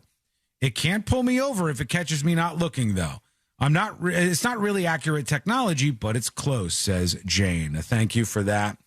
And that'll do it for right now on that side. I'll work in a dispatch or two and see what you have on your mind with your dispatches sent over at thenewsjunkie.com. Here is Newt Dukem talking about veterans. Afternoon, guys. Hey. Hey, I kind of got to disagree with you, Sean. Any veteran that has seen combat is disabled. Whether they want to admit it or not, they are, and they deserve to be paid. Simple as that. Prove me wrong. Prove you wrong? What does disabled mean to you? Every veteran is disabled? What every a weird combat argument. veteran, he said. Well, I disagree with that too. I don't think every combat veteran is disabled. I think disabled is a word with a meaning. Let's start there. Disabled definition. Okay. Now you might say disabled can mean physical or mental, but I've met people who are veterans who have no mental disabilities, no PTSD, no physical disabilities. Are they still disabled because you say so? Physical or mental impairment. In medical or personal context, disabled means to severely injure, incapacitate, or restrict somebody's ability to use their body or senses. So you think that fits the definition for every single veteran? I mean, in this case, we're talking about Graham Plattner, who is 41 and somewhat has some stake in an oyster farm, has at least been oyster farming once. Yes. And it says the business he has doesn't make as much money. His mother's restaurant is his biggest customer. He supplements his income with benefits he earns as a 100% disabled veteran. Yeah. Yeah. I don't know how that works. I'm not going to speak on that. I don't know if, is it common that you're just automatically 100% disabled according to the military, or do they go, okay, you're 72% or 50%, or I don't know how that works. I don't know how they categorize that, and if you're just 100 or 0 or 50, or if any random number is possible. If you know more about that, send us a dispatch for sure. Here's Concrete Mike who wants to talk about that building in New York City. Let's hear that. What's going on, News Junkie crew? It's Concrete Mike. Hey. Man, it's hotter than Satan's butthole out here today. Okay. The structural building in New York, the failure. You can't just add 16 stories onto a building. The beams below weren't designed. The concrete below, all the support, all the reinforcement wasn't designed to handle another 16 stories. This is why this is happening. It's either that or they got bad concrete. That could happen too. Thank you, Concrete Yeah, Mike. because they go with them non-union jobs. He knows more about this than I ever will, so I'll take his word for it. Thank you for that dispatch. Here's what we're going to do. We'll get back. I'll play that blooper from the president on the way out. We'll do the final dispatches, stories that didn't make the cut, and today learn to wrap everything up for a Wednesday. That is coming up next on the News Junkie. Real Music Weekends are classic alternative. I said, remember that loving is what I got. Classic alternative this weekend on Real Radio 104.1. Hey there, I'm Fox 35 Storm Team meteorologist Brooks Garner with your Fox 35 Central Florida forecast. Well, the theme of our weather for the rest of this week is warming temperatures until it's just smotheringly. All right, one final time. Welcome behind the scenes. Skull Mike activated. This report is sponsored by Discover. Folks, it's time to rate the show. That's what you might do when you Rate the show out of 10. 1 out of 10 in the Hall of Shame. 10 out of 10 in the Hall of Fame. No notes needed. Had a bunch of people out of the big live broadcast Friday going, hey, your hair looks great. Get a haircut? Yes. It's that time of the year where you get that fresh summer haircut. Of course his hair looks great. I went to Hammer and Nails. 20 out of 10. Work last Thursday. 20 out of 10. Big, if true. Freshen me up for the summer, and they did just that. And it's perfect. I love Hammer and Nails. Always feel like $1 million leaving that place. And you can experience it for the first time. If it's your first time, Real Radio listeners, mention my name, C-Lane, and get a $20 credit towards your first visit this month only. You book at hammerandnailsgrooming.com. Hammer and Nails, total man care starts here. Celebrate America's 8 with 2 missing years. 9 funicular heroes out of 10. I'm never going to remember that. I'm never going to remember that word Josh dropped.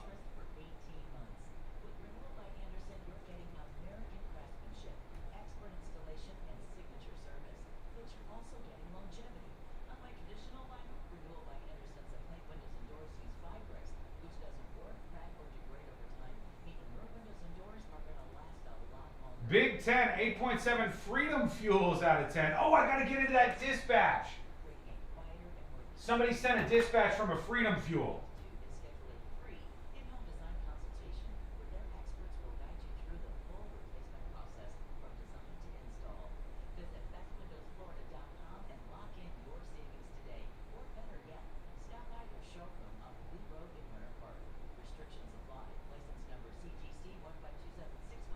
What the hell?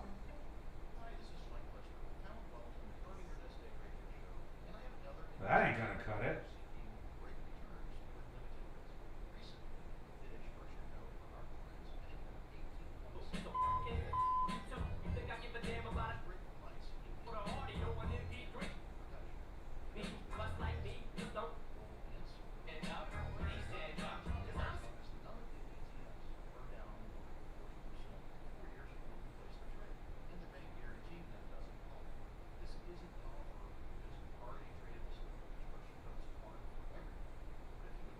Ten picks out of Sean at a Speedo on a tropical island out of 10.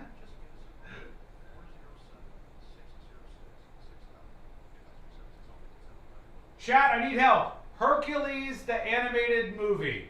What's the big song from Hercules, the movie?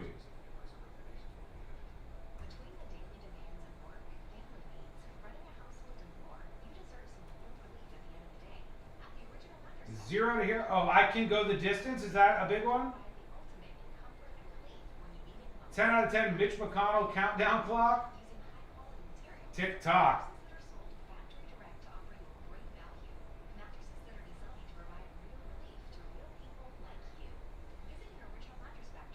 Oh, shoot.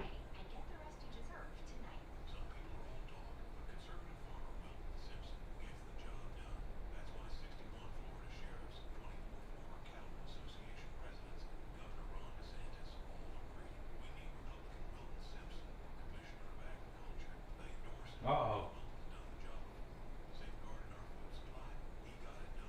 Oh, boy, I'm cutting it close, folks.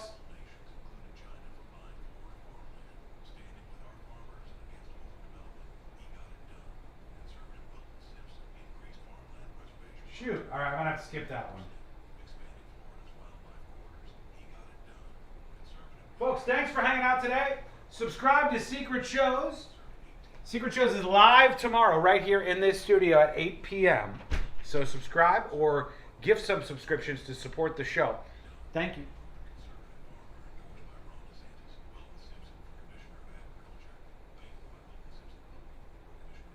If your power bill is climbing and your pool pump's running non-stop, might be time for Solar Source. They specialize in high-demand homes, helping you offset rising electric costs with expert-designed solar solutions. And here's the difference. Solar Source has a large service department with manufacturer-recommended expertise, so they can service or fix any solar system, no matter who installed it. Over 75,000 systems installed, a 25-year industry-leading warranty, and zero pressure, just for Thanks to all the gifters today. Uh-oh. Hey, you guys got stuck over here. Hey. There you go. Come on. Come on. You folks have a great night and a great rest of your day. We'll see you tomorrow on the show. Big show on a Thursday. Explosive show on a Thursday. You're not going to want to miss it.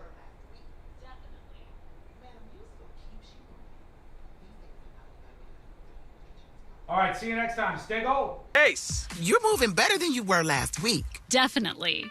Metamucil keeps you moving. These statements have not been evaluated by the Food and Drug Administration. This product is not intended to diagnose, treat, cure, or prevent any disease. Learn more at metamucil.com.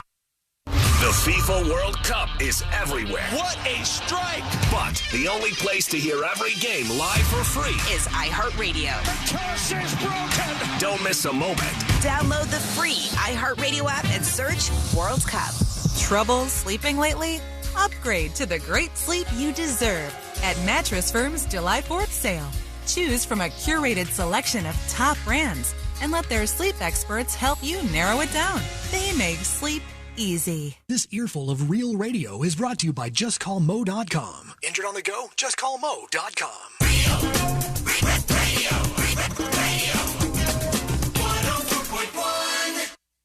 On a constant quest to stay calm, like that bear in the hammock.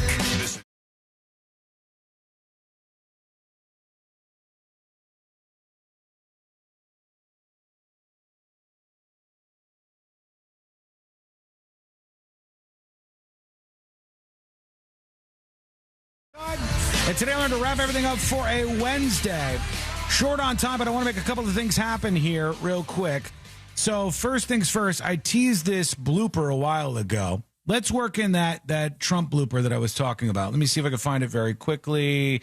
Here it is right here. This is Trump talking about what's happening in Iran. Aircraft carrier, which is one of the most beautiful in the world. It's one of the biggest, the Abraham Lincoln. And 2 months ago, we had 100, I told this story yesterday, we had 111 missiles shot by the Islamic Republic of Japan. Oh, just for the record, that's not right. There is no Islamic Republic of Japan. Now, quickly, Josh, you said there was a dispatch from somebody who was at one of those gas stations? Yes. Oh, was it video? I believe so. Magnets, why the 2 languages? Shoot, I hope I didn't miss it entirely. The NYC building. Yeah, I don't see any video dispatches from that. I do see a bunch of video dispatches, but I don't see them talking about that particular thing. All right, well, shoot, we're going to have to get out of here. If I find it, I'll play it tomorrow. But right now, let's do Today I Learned. The following information may make you feel smarter, but will not actually increase your IQ. So don't get cocky. Now it's time for what we call Today I Learned. It is Today I Learned for a Wednesday, July 8th, 2026. Today I Learned this guy right here. Eminem. That's right. Michael Jackson admired Eminem as an artist, but he said he was disappointed when the rapper made fun of him in Just Lose It. And he said, I, as Michael Jackson, have never attacked a fellow artist. Great artists don't do that. He turned a corner that day with Eminem. Thank you so much for hanging out with us. Yeah, we do Bill appreciate Cosby it. doesn't have to cuss in his comedy. Yeah. True. Yeah. Thank you so much for hanging out with us. We'll be back tomorrow, same time, same place.